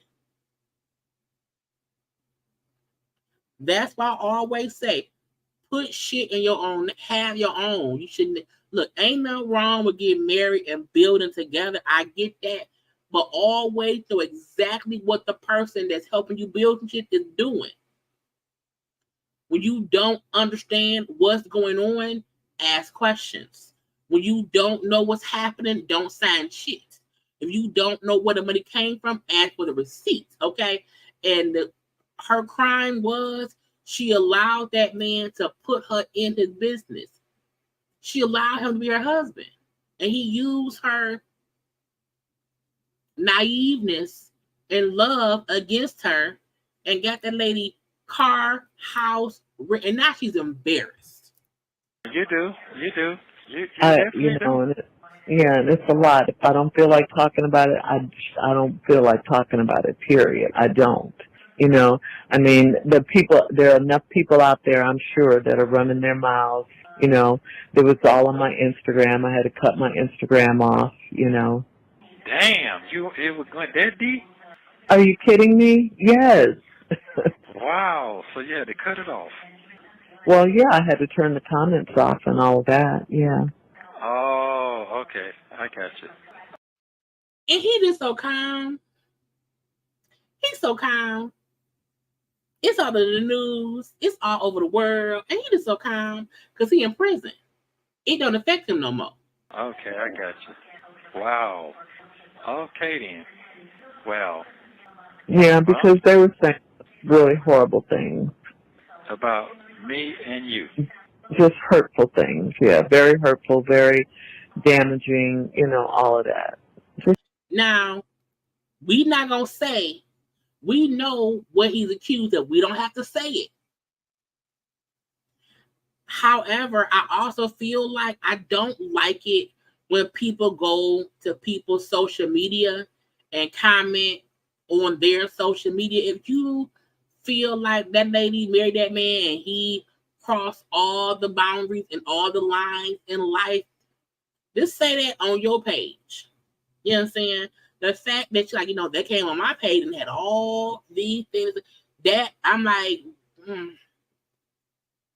I don't believe in going to people's pages, badgering them. After that, I leave it on my page. So it is fucked up that she had to cut her comments off, but people messing. Hurtful things, very hurtful. Wow. Mean things, Damn. So I just cut it off. Who showed y'all that, Tosh? Yeah, but I knew it was going to be on there. Yeah, Tosh found one because she was looking, but I wasn't looking for it, but I knew they were on there. I already knew. Because that's what people do. They go to your social media and make comments, Okay, so how your boss saying he ain't seen you in 3 years, so how you feel? He saw me in Dubai, but yeah. He was fine. Right. Okay. Yeah, he was fine. So now they're getting on Steve. When he said your boss ain't seen you in 3 years, that's because COVID. You know, COVID changed everything. There's a lot going on, you know, a whole lot. Like everybody else. Yeah. But when you got that kind See what? I said, when you got that kind of money, it's a whole lot. A lot of people working for them, you know. Yeah. A lot of people pulling at them, you know. Yeah, man. I can imagine that. I certainly can. Yeah, okay. It's a lot. Yeah, I mean, but like you say, everybody has a lot going on their own level. That is true. I get winded going up those stairs. He was really he was really out of breath. For real? Yeah. So that's her saying Steve was supposedly winded walking up the stairs. Now she was also saying like everybody got their own shit going on. Everybody got their own, you know, thing to deal with. So I feel like maybe Steve had some kind of, you know, medical thing or whatever. And she was like, you know, he been going through whatever. And then mentioning, you know, because he was getting winded going up the stairs. Now, again, I feel like this is a regular conversation between the husband and the wife, a boyfriend and the girlfriend, somebody fucking or whatever. Like, you discuss your day, your bosses, your co-workers. I did not see anything wrong with this part of the conversation. Yeah. You know what? They have Marjorie has her own spa, her own workout room, and her own spa. And she could go in there and get massages every day. People come to her house and and work her out and all of that. I was like, oh God, what a dream. Now, because she done lost her stuff, so she's like, seeing, we was at Steve's house, and we're seeing all this glorious house they have. How Marjorie, Steve's wife, has a whole spa in her house. How she don't even have to leave the house to get massages and this and that and this. It is so wonderful. Again, if you go to your boss house and your boss have a whole nice ass house, once you get home, babe, they had good stuff. Okay, they had the good Fiji water. They had their floors levitate. You ain't gotta walk or whatever. The floors walk you around themselves or whatever. The dog is robotic. Okay, it don't bark that lot. Like when you go to a person's fancy shit, you go home and you talk about the fancy shit. Does she look old though? Not do she look old. Not does Steve Harvey's wife look old. Why she gotta look old? Does she look like she's getting old? No, I haven't seen her, but she looks good on her pictures. Oh, she ain't there? No, she's not there. If she was there, we probably wouldn't have been all over the house. Husband and wife joking. It happens. I feel like when they said, had Marjorie been there, we wouldn't be walking around. Because some folk know people's wives don't want you walking all around their house. But some husbands don't be thinking. So the husband will give a house tour. Yeah, this is my wife's toilet. That's a toilet, that's a closet. So I was like, but again, I did not see anything wrong with what she was saying, because she's answering the questions that he's asking. And she was like, I haven't seen her. She wasn't there. If she was there, we will be there. I'm like, again, to me, that wasn't like no mean-spirited, I hate her thing.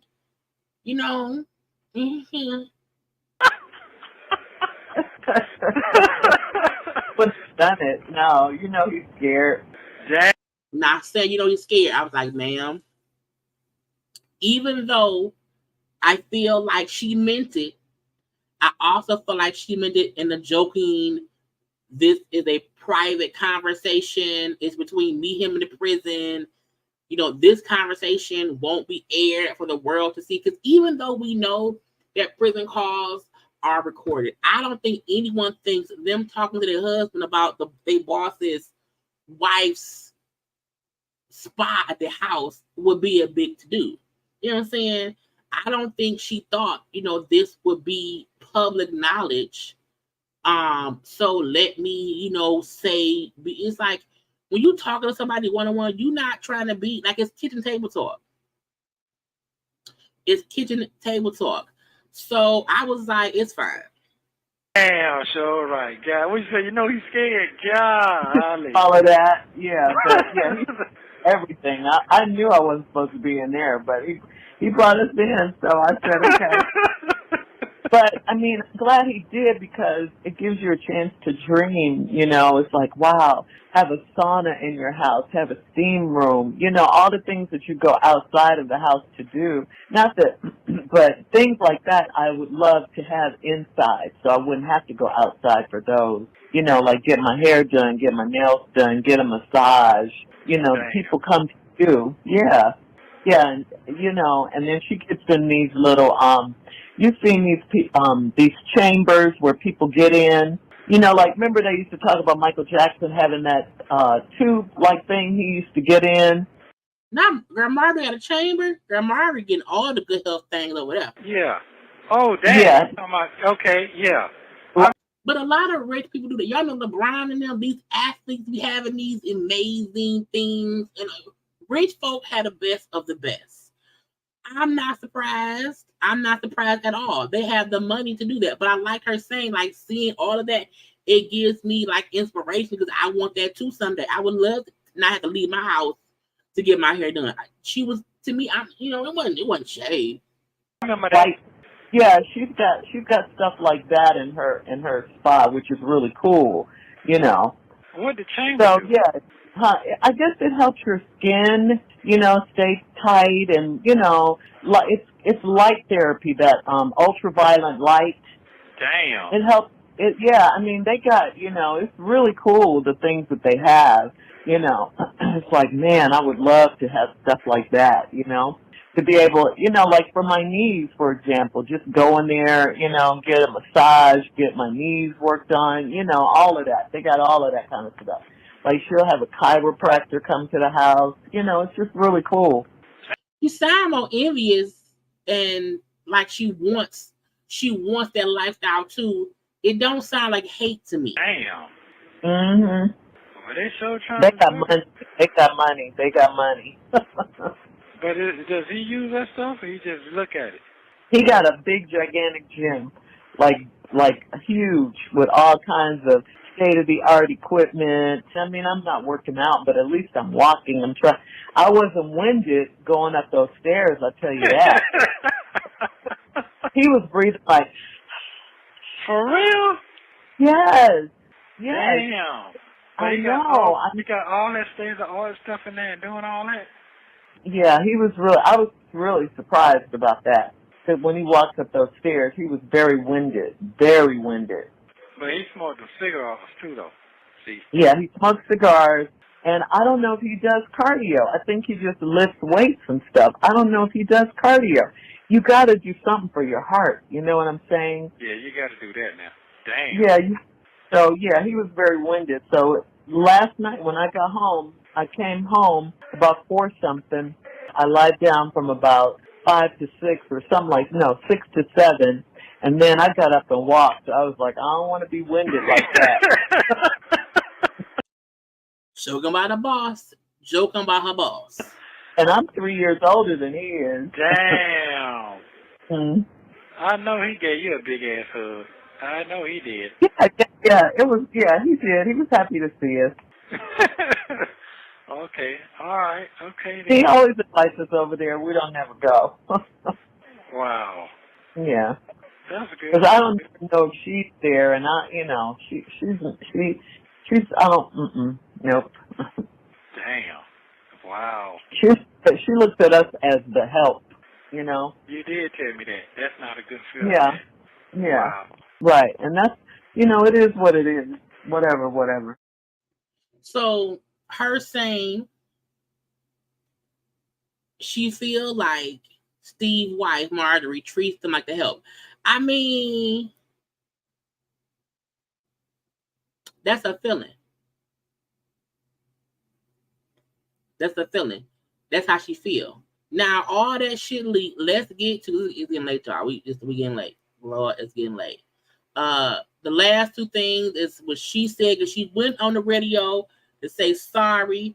I don't feel like she did shit wrong. I feel like she was talking to her husband who's in prison, and she was, just talking about her boss, and it wasn't too negative, saying that, his wife treat us or see us as the help. That's how she feels. And I feel like you can hear in her voice and how she was talking. She wasn't even trying to shade them, and she was just talking through it or whatever. But again, I'm like, I wouldn't apologize. All right, Steve, I'm going to just start by saying that my estranged husband is in jail. He's been in jail for over a year, since about right after the 4th of July of 2022.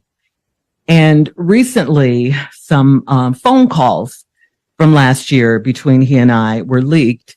And on those calls, you hear me saying you were winded going up the stairs at your home, and Marjorie looks at us as the help. Now, again, maybe Steve was tired that day, and maybe it was a whole bunch of steps. You know, maybe she do feel like Marjorie treat them like the help if she feel like Marjorie don't really fuck with them because they just the people on his show who help him make money. That's a feeling. And I feel like it's not fair for anyone to want to hold her accountable or make her apologize for how she feels about her boss. A lot of us talk cash shit about our boss, but we do it in a way where we don't think it'll be recorded and played for the world to see, and why you have to still go to work. And right here and now, I want to apologize to you and Marjorie for what I said. As much as I wish I could, I can't take it back. I can't. I said it, and I want to apologize. It was definitely not me trying to add to what you and Marjorie already have going on in your lives right now. Because y'all know they've been saying that Steve and Marjorie, got issues, and that Steve and Marjorie, was breaking up or whatever. So that was rumored that was around currently. And now these phone calls, these conversations is being added on to it. And they said, oh, see, because Shirley said Marjorie, don't like us and treat it her saying Marjorie treat us like the help, and her saying Steve is scared of Marjorie. Could that be in conjunction to this and that and that and this? I'm like, Lord. But the fact that these tapes were released, it does seem like everyone is coming for you, I should say, at this time, including me. But in reality, the tapes have nothing to do with what you and Marjorie have going on. It was just me running my mouth in a private conversation, or what I thought was a private conversation. And again, I apologize. I feel terrible. I make no excuses. I said what I said, and there's no denying it. There's no taking it back. Back then, when the phone calls happened, I was trying to stand by my man, be supportive wife. I've been married to this man for 8 years.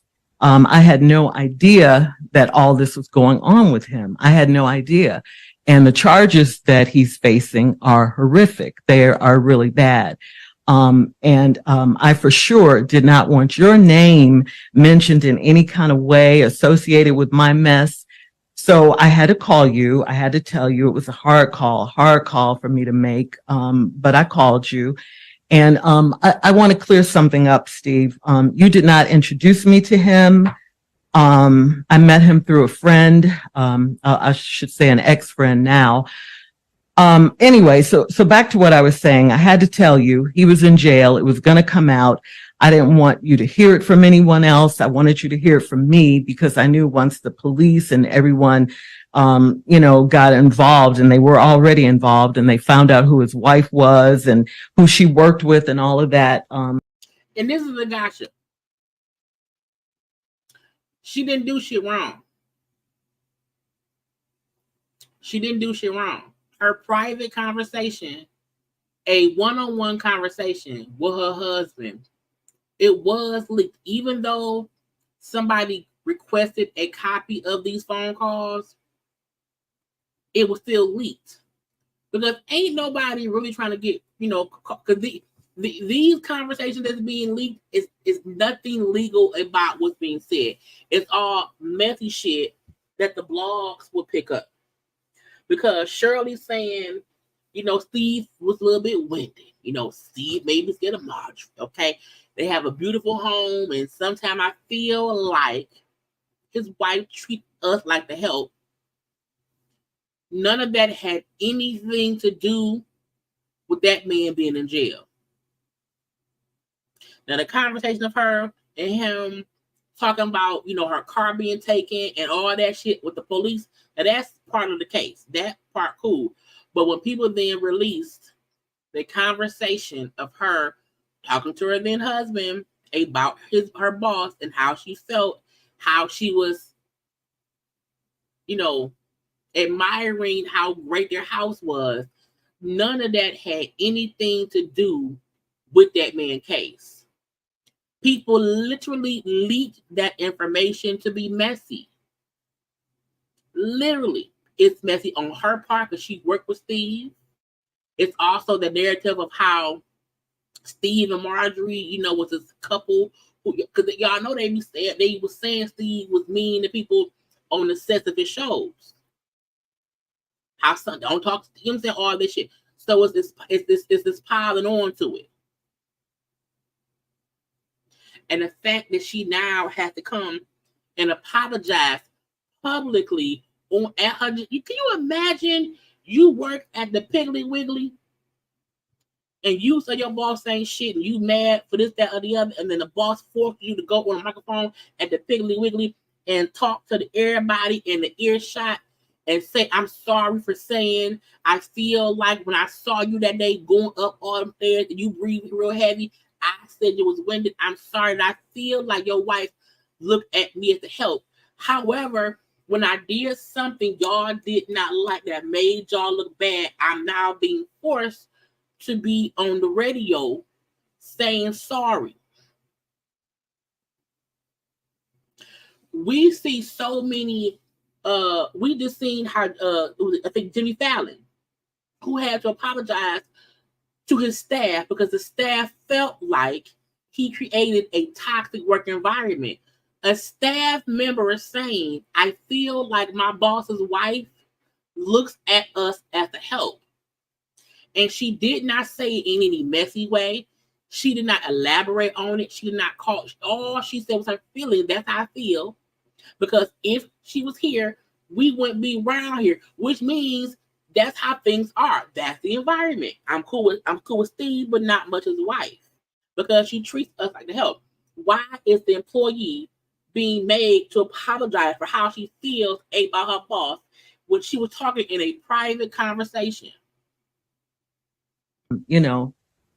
And that's you, Steve Harvey, it will become, a real big story because it's your name. And like I told you, Steve, when I called you, I didn't want to call you. I mean, I was embarrassed. I was hurt. I felt so stupid and, I felt betrayed, humiliated, Because that's what that man has betrayed her. And can you imagine you and your boyfriend going through, or husband, going through bullshit, your house taken, your car taken, and you have to explain this stuff to your boss because they put his name in it. Because the story now has his name in it, so you then have to tell your boss what's going on in your private life. Some employees don't tell their boss shit because it ain't their business. If you fussing and cussing with your husband, if you want to divorce your husband, that ain't your boss' business. You don't have to divulge that, but she had to. Why? Because his name was not mentioned, and Steve, and Marjorie are serious about his brand and his image. It was just terrible. I mean, I kept saying to myself, how is this my life? Police and jail and all of this. It was just something that I didn't, I'd never experienced anything like this. The police came, they took my car. I was at the salon getting my hair done. They rolled up, took my car. I had to have my stylist take me home. I had to move in with friends. I lost my house. I lost everything. Oh, and I have to tell you this too. Like on the day, July 4th, we were having dinner with friends and we were going to watch the fireworks after that.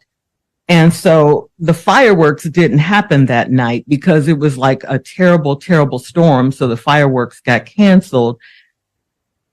And when I look back, I see now that that was kind of a metaphor for what was about to happen in my life. The thunderstorms were coming. They were coming. The next day was the last time I saw him. He was arrested the very, very next day. I didn't even know he was arrested. I couldn't get in touch with him. I got a call from the jail and, I didn't answer it because I'm like, who would be calling me from jail? I looked at my phone like, jail? Where'd this call? And I would answer a jail call because I'm like, somebody might be in jail. But she like, who the fuck could be in jail calling me? I ain't answering that call. I don't know that person. Like, that showed just how much she had no idea. Y'all, she had no idea. None. Wrong button. She had no idea what he had done. She had no idea what she was involved in. She had no idea about nothing. And to not know what's going on, so all of this is crazy. It just didn't compute. So I just ignored it. But he got word to me through one of his friends. They texted me that he was at Fulton County Jail. So not Fulton County. The next time he called, I picked up, and that was him that I called earlier from jail. And he told me what happened. I thought he would be getting out in a couple of days because that's what he told me. But of course, here we are a year later. Those days turned into weeks. The weeks turned into months. And like I said, I don't, this is just on and on. Every day is just something. And my life has just been a nightmare ever since. And again, Shirley Strawberry is 69 years old. Ernesto Williams, her husband, that's his mugshot right there, is 58. That means last when this was happening, she was probably 60, she was 68 years old. But I'm like, who expects, when they down in 70, for their husband who they've been with for 7, 8, 9 years, that not only will he out the blue get arrested, but get arrested for so much different stuff that's crazy. And again, we know the allegations, we do not have to say them around here. And not knowing what's going on. And like she said, my life became a nightmare because I just did not know. It's still going on, Steve. I mean, I had no idea that those tapes would be released to the world. I knew that they were being recorded, but I didn't know that they were going to go out to the world. I mean, I was just trying to make conversation with him, trying to, just get him to think about something other than where he was, And as we just heard on them, that's why I said we had the calls. They were just having a conversation. Look, if my phone calls or my texts, if the conversations I have are not for anybody except who I'm talking to. That's why, look, you have to be careful what you say to people, what you send to people. I am so private. I don't let folks know where I stay. I'm not, what I'm saying? Because you just never know. You never know. And her saying, I knew the calls were being recorded, but I never thought anything in those phone conversations would be released to the public. I was just talking to him about random things. Take his mouth, because y'all know a childhood friend of mine is in prison. And I ain't talked to him it's been a while, a long time. But when we do talk every once again, it's like random stuff. And it's just to make them forget that they in prison. You know what I'm saying? And that's really it. It's not nothing more than that. So you can tell it was a random ass conversation. I was telling him about my day, this particular day, and that was the day we were talking about, on the phone when I said those things about you and the things that you heard and the world heard. And cut to today, I haven't spoken to him in quite some time. Divorce proceedings are underway. And Steve, at this point, all I could say is what I have is my faith. If it wasn't for God, I probably would have, lost my mind or something. But lost my mind. I can't imagine losing everything at damn near 70. And not because anything that I did, but because of somebody else who I trusted. Can't trust people. In this instance, people don't see what happens when these mics go off. Who wants their personal stuff, their private conversations to go out to public? No one wants that. I mean, what could I say to you after this, happened? I was devastated. I mean, absolutely devastated. I mean, I thought of everything, I could lose my job. How could I face you? Everything, what I'm going through is what I'm going through, and I've been going through it for over a year. I just haven't spoken about it. Then on top of all that, these tapes come out and, I'm talking about you and Marjorie, and you guys are going through your own private hell right now. You didn't need me to contribute to anything, and I thought back, because I knew I had to say something, speak on. You created this term years ago in Los Angeles called reality radio. And I'm going to tell you right now, this is about as real as it gets, You have to be careful who you let in your life. You have to be careful who you let in your life and the access you give them to your life. You have to control what you allow them to control. You have to always keep your head on a swivel. And that don't mean that you can't trust nobody, but anybody is capable of doing things if you allow that to happen. And when people are shady people, they'll do shady shit. And once they see that you're a trusting person and that you trust them, you haven't shown them any reason to not trust you, and they start doing shady shit, you feel like when anyone tell you they doing something wrong, they lying. Because I know him. He's been great to me. He hasn't done this and that, and then you feel like they lying. And my thing is, if you tell me somebody did something, you show me the proof.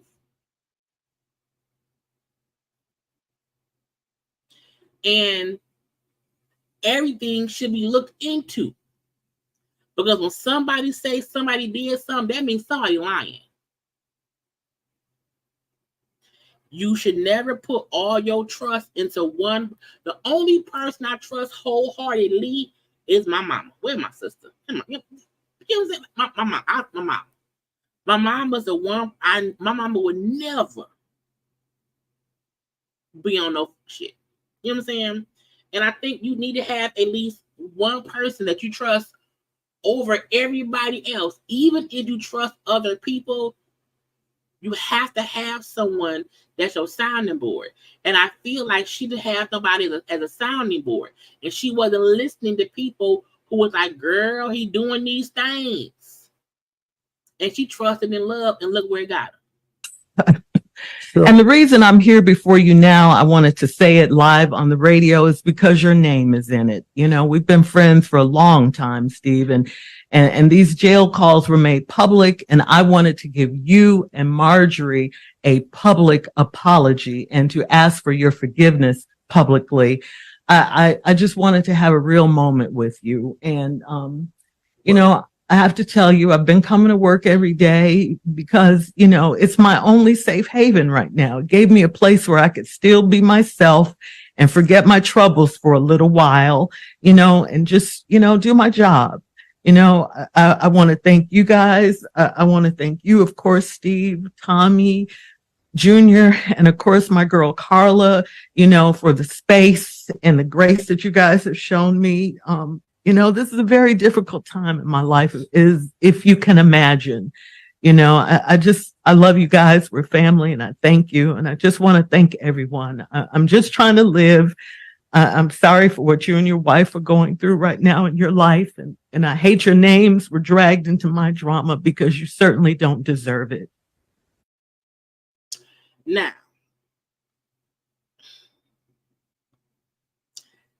that's what she said. Okay, that's what she said. That's what she said. Now, Steve, Lord Jesus, Steve was the last part of this puzzle, because the whole time she was saying, they did all that today on the radio show. All of that was on the radio show. Now, Steve had his say so too. Now, I know something is also involved with her daughter. And this is not me defending him or her over the daughter, but I assume the reason she's not mentioning her daughter is the daughter or any family members is because that stuff is a part of the court cases. So I'm assuming she can't publicly say stuff about that part, because sometimes if it's in court, you don't want to say anything that can sway the judge left or right. So I'm assuming that's why out of all of this, out of all she said, and she's now divorcing him. They're going to be divorced. She ain't seen that man in over a year. It's a whole lot of BS. But the reason I'm assuming she's not mentioning her daughter because it's in court, I can't say shit. Let's get into what Steve gonna say around here. This to you, Shirley. We have, again, this is all on the radio. Okay, you can't see shit, it's only audio. Known about this right after it happened. Right. But we can't get in nobody's marriage and just go, girl, what you doing? What you thinking? What you feeling? Say nothing. Right. They didn't want to say nothing. We didn't want to talk because we didn't want to talk about it, and we wanted to create for you a space where you could come to work and have some moments, because I know what it's like. And you did. To get beaten and eaten alive. And so it became, for us, let's just be there for her. And when you want to tell us, you will tell us. Yes. When you're ready. Now, good thing you had Monica, Mississippi Monica, who has been with you this whole ride. You did confide in her. Mm-hmm. So Monica would keep us posted, but until you wanted to invite us in, we were just left over here as a support system. Now, he's saying that because the man was arrested and they knew he was arrested, but did not know much of nothing else. You know, and yes, I'm not touching that stuff. I'm not touching that stuff because that gets stuff flagged, and I don't want to go down that rabbit hole. But I've heard some things. I have not heard the phone calls myself. I have not had a chance to listen to those, but I don't want to touch that right now. You know what I'm saying? But Steve was like, we knew the man was arrested, but when she was, she didn't tell us much, so we just waited and supported her and let her be her. And so we would just, yes. I'm sorry, I didn't mean to interrupt you, but can I just say this? Is I look at you guys as my family. We all are family. A lot of times there was a time when we saw each other more than we saw our actual families. And, it was just so hard for me I'm a private person, but we all have our stuff. We talk afterwards. We're friends. We're all that. It was just hard for me to bring this particular thing up. I was just so embarrassed, and humiliated. And I just felt like a fool. I felt so stupid. And, I couldn't. It's not that I didn't want to talk about it. I just couldn't find the words. And that's the honest to God's truth. I just couldn't come to you guys. If you had come to me, I would have opened up. But I understand, but I couldn't. It was too much. It was just too much for me at that time, Okay. Shirley, we get, my wife and me, we've been getting beat up for the past 2 weeks. Steve and Marjorie are always like on the tip of being, blasted. A lot of people don't like Steve or his wife. I have never really understood why, because I feel like we've never really heard from her. Like, she don't be in shit like that. Like, we see her around, we see her with him. We see her on vacation. We see her getting dressed and shopping. But I'm like, I don't know enough about her or seen or heard from her to like not like her. Recently, for some reason, folks been saying stuff. I know Tasha K had been saying stuff too. I know that Marjorie's ex-husband had been saying things. So people have been talking about Steve and Marjorie for a minute, not just the last 2 weeks, in my opinion. But when something like this happens, our motto has always been to never address bloggers. Right. And we don't give it no room or Steve. No life. No, nothing, because we know who we are and we know whose we are. And so we don't address bloggers. When this came out, it's a little bit different because it's not gossip, rumor, or malicious lie. It came from the inside circle, because we are inside circle. We are family. And so when it came out, Marjorie is on baby watch right now. We got another grandchild coming, and the baby's due any minute. So Marjorie's over there on baby watch. She's just doing grandmama duty. And Marjorie don't really get into all this right here. And so I didn't really, look, I'm so used to getting beat up, but I didn't know how Marjorie was feeling about everything that's out there. Mm-hmm. Because these bottom feeders are just beating my wife up. Not bottom feeders. How do I respond to that? I feel two ways. I feel like I haven't seen much coverage on Steve and Marjorie. Now, as I said, I know for a fact that Tasha had been saying stuff. But I don't know how bad Tasha went down deep down her bag. So I have seen Tasha say stuff. But I have not seen a whole bunch of bloggers talking about them. But I also don't be paying no attention.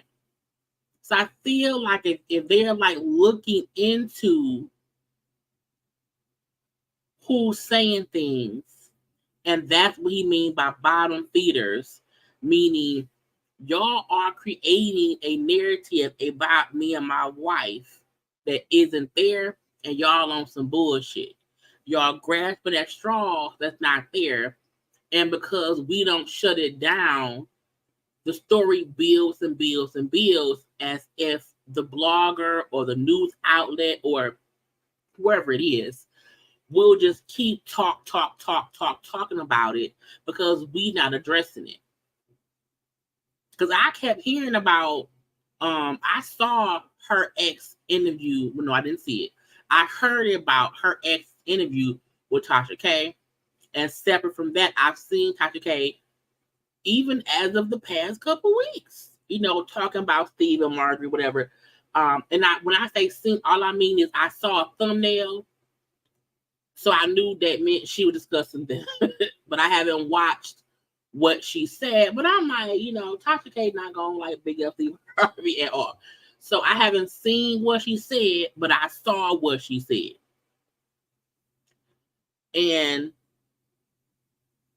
But that's the thing. Sometimes if you do not shut shit down, it'll keep growing. If you don't say that ain't true, it'll keep going. Sometimes not saying shit will make folks just move on but that don't work with certain people. So I get him saying these bottom feeders because y'all are chopping at nothings for clicks and views and this bullshit. And y'all coming at me and my wife and we not responding. But now that the audio of Shirley talking, oh, that gives more light to it. See, Shirley said that she treated him like the help. Shirley said Steve's scared of his wife.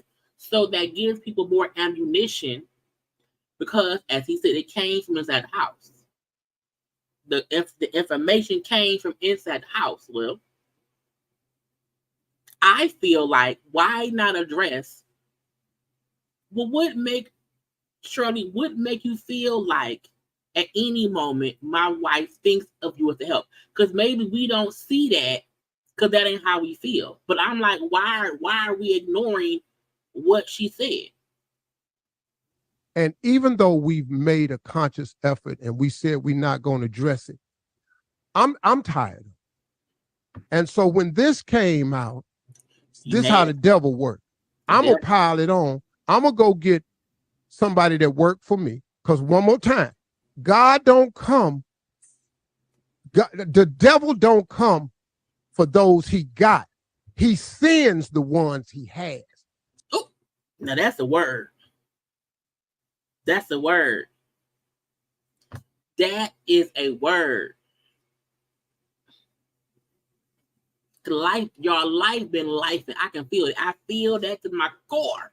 So now I'm gonna get me a government employee that needs some money, that work at Fulton County. I'm gonna get a hold of him. I'm gonna release these tapes. I'm gonna get him to need a little bit of money. I'm gonna give it to this female blogger, and she gonna get a little bit of money. And now I'm gonna soak them. But the timing of it was ugly because of everything else that's going on right now.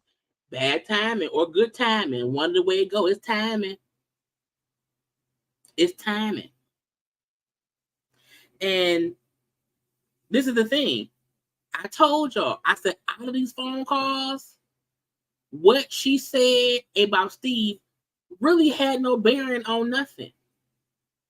And the fact that she said it months, damn near last year. Damn near last year. And it's true. Sometimes the devil set up dominoes to win the game. And shit just starts falling. I still don't find nothing wrong with what she said. But what she said still caused a whole bunch of mess. Because sometimes people is messy. And by people, I mean everybody. And it made it look like Shirley was piling on. Yep. And that wasn't her intent, but it happened. Like I say, I understand. The part I'm coming with now is because it's been so ugly for my wife, man. And see, this is what I've never done before. And y'all know Steve don't play by Marjorie. But no husband is supposed to play about their wife. Even if they workers feel like said wife treat them like the help, Steve's issue for right now don't seem to be with Shirley. Steve's issue seem to be with people who took what Shirley said and they're running with it. And they're running with it right at my wife. And I don't play about my wife. It seemed like he not mad at Shirley for what Shirley said. Again, he's mad at people who's taking it and fucking with Marjorie. It's been so ugly for my wife. And I've stood there trying not to say nothing. But I'm not a blog. We, me, Shirley, Karla, Tommy, Mississippi Jr., we ain't a blog. We're a real media platform. Hold up, Steve. Hold up, brother. Don't be look, I'm a real media person too. I put on the show too. I may not be on your platform. I know he ain't talking about me. Yeah, he ain't talking about me.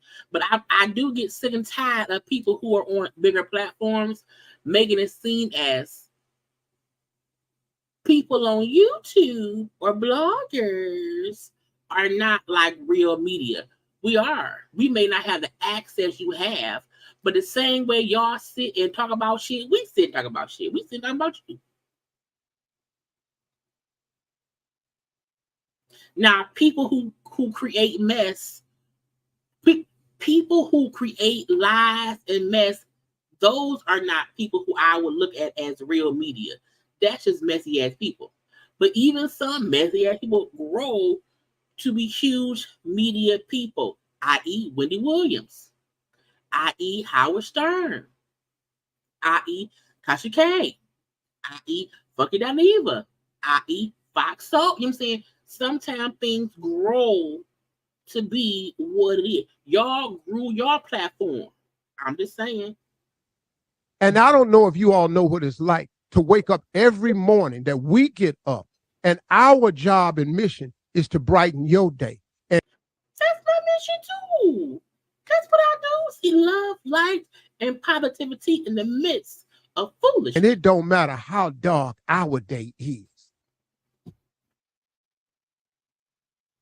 I had to do a whole live the day my grandmother died.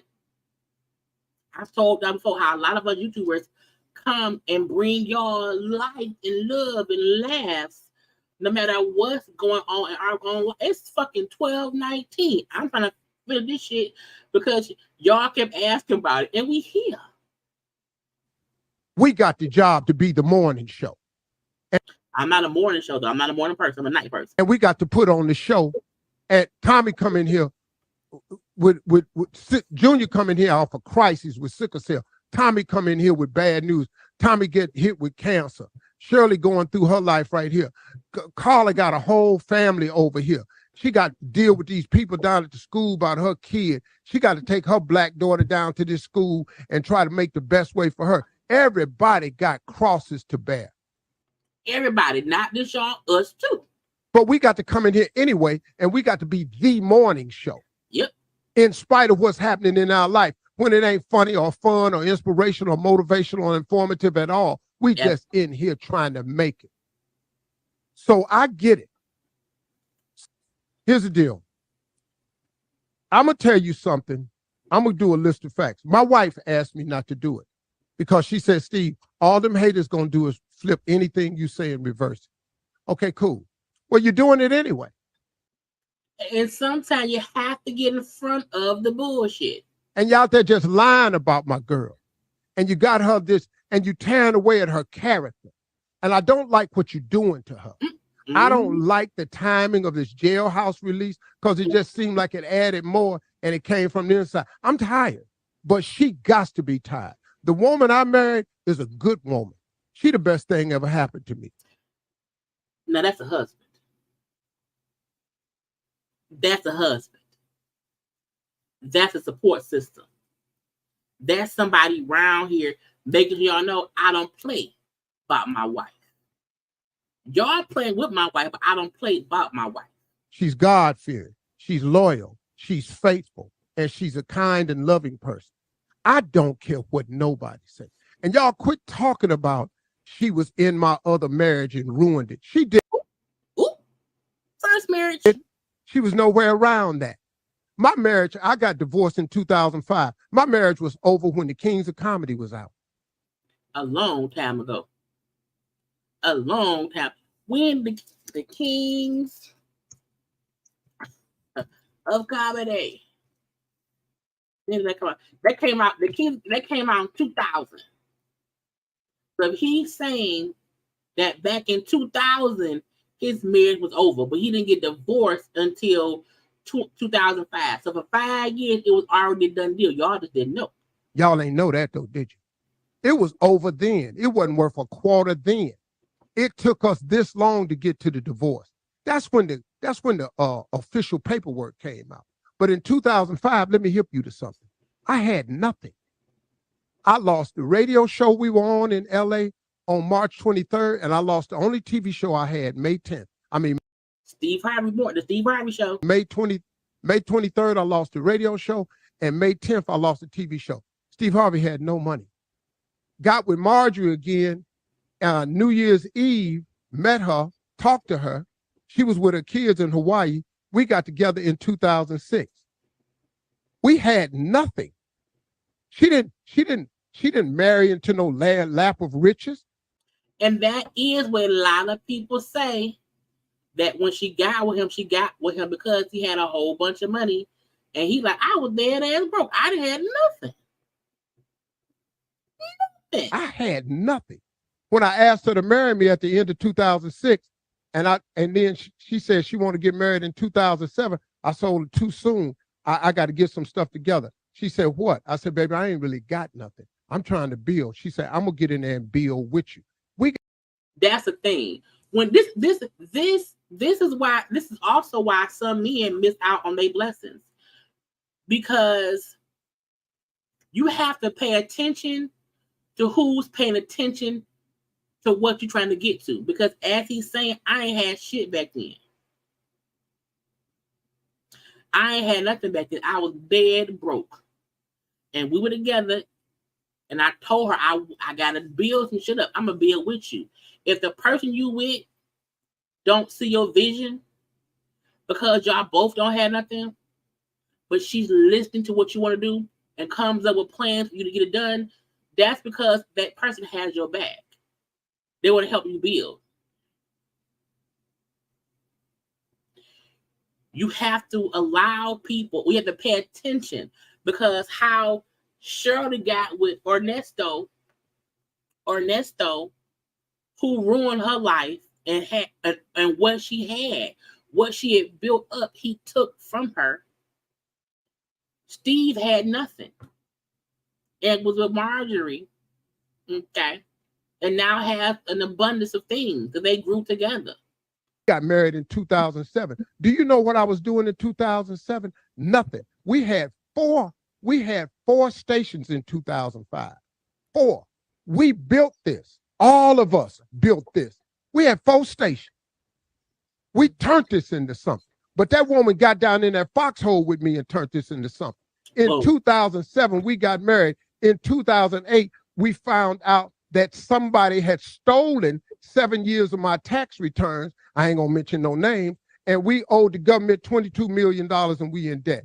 But if I was in debt $22 million, bitch, I would be like, Jesus, take a minute. No, I'm not gonna say that. But that's a lot of debt. If she ain't leave when they were 20 million in debt, she loved him. But then guess what? She stayed with me in that. Then guess what? In 2009, I got Family Feud. In 2009, the book came out. In 2012, the talk show came out. I'm telling you, this woman got in the hole and built this with me. When we say shit like, was she shooting with you in the gym? It seemed like he's saying Marjorie was in him, with him, shooting in the gym. Alley-ooping. She didn't steal nothing. And I'm tired of y'all talking about my girl. Because my girl is one of the best women I've ever met. And why you black ass people out there got these blogs like, not you black ass people. Not you black ass people. That could be racist if he wasn't black. You just gonna destroy somebody. I don't really know what that's about. But don't worry about it, because it ain't working. Because all we are now, we are a tighter two-handed circle. Thank you for doing that. And you're not gonna split us up. And we're not going nowhere. And she is none of what you said she is. And she the best chick I know. Now I'm defending her. And you can feel how you want to feel about that. But that's the God in me. But now let me give you one piece of Steve Harvey. If I see your ass. No, don't threaten him. That was the end, y'all. Don't threaten him. Look, I don't know who he was talking to deliberately, directly, but he said, you black ass black. I don't know who. It wasn't me. It wasn't me. I don't know, but I'm sure if he was talking to anybody we know, they saw what he said and they're gonna respond. Look, I respect a man who stands up for his wife. I respect someone who also doesn't want anyone to turn down his wife. Like, that's a good thing to me. Again, y'all don't have to like Steve. I don't care. You know what I'm saying? But just leave them people be. Leave them folks be. And Shirley, Next time somebody say he did that shit, he did that shit. Let it be. Okay. Y'all, it is 12:30. I did not mean to go this long. I am done. A good time was had by all. We discussed what was here to discuss. We're going to leave that be. I'm going to go to bed. Please make sure that you've already subscribed to my channel. Please make sure that you've already liked the video. Please make sure we'll be back tomorrow for some kind of gossip chat tomorrow night at 9 p.m. It's an everyday thing and whatnot. I hope y'all had a good time tonight in this long ass, look, 3 hour. Lord, I'm tired. I'm tired. I'm sorry, Jesus. Again, if this video gets flagged, which I hope it does not, I will cut it up and then put the Steve Harvey part separately if it gets flagged, okay? But thank y'all for watching. I love you all. Have a good night. Again, like, comment, share, subscribe. Follow me on social media at JayLeesCorner on IG, Twitter, and TikTok. I gotta go. Bye.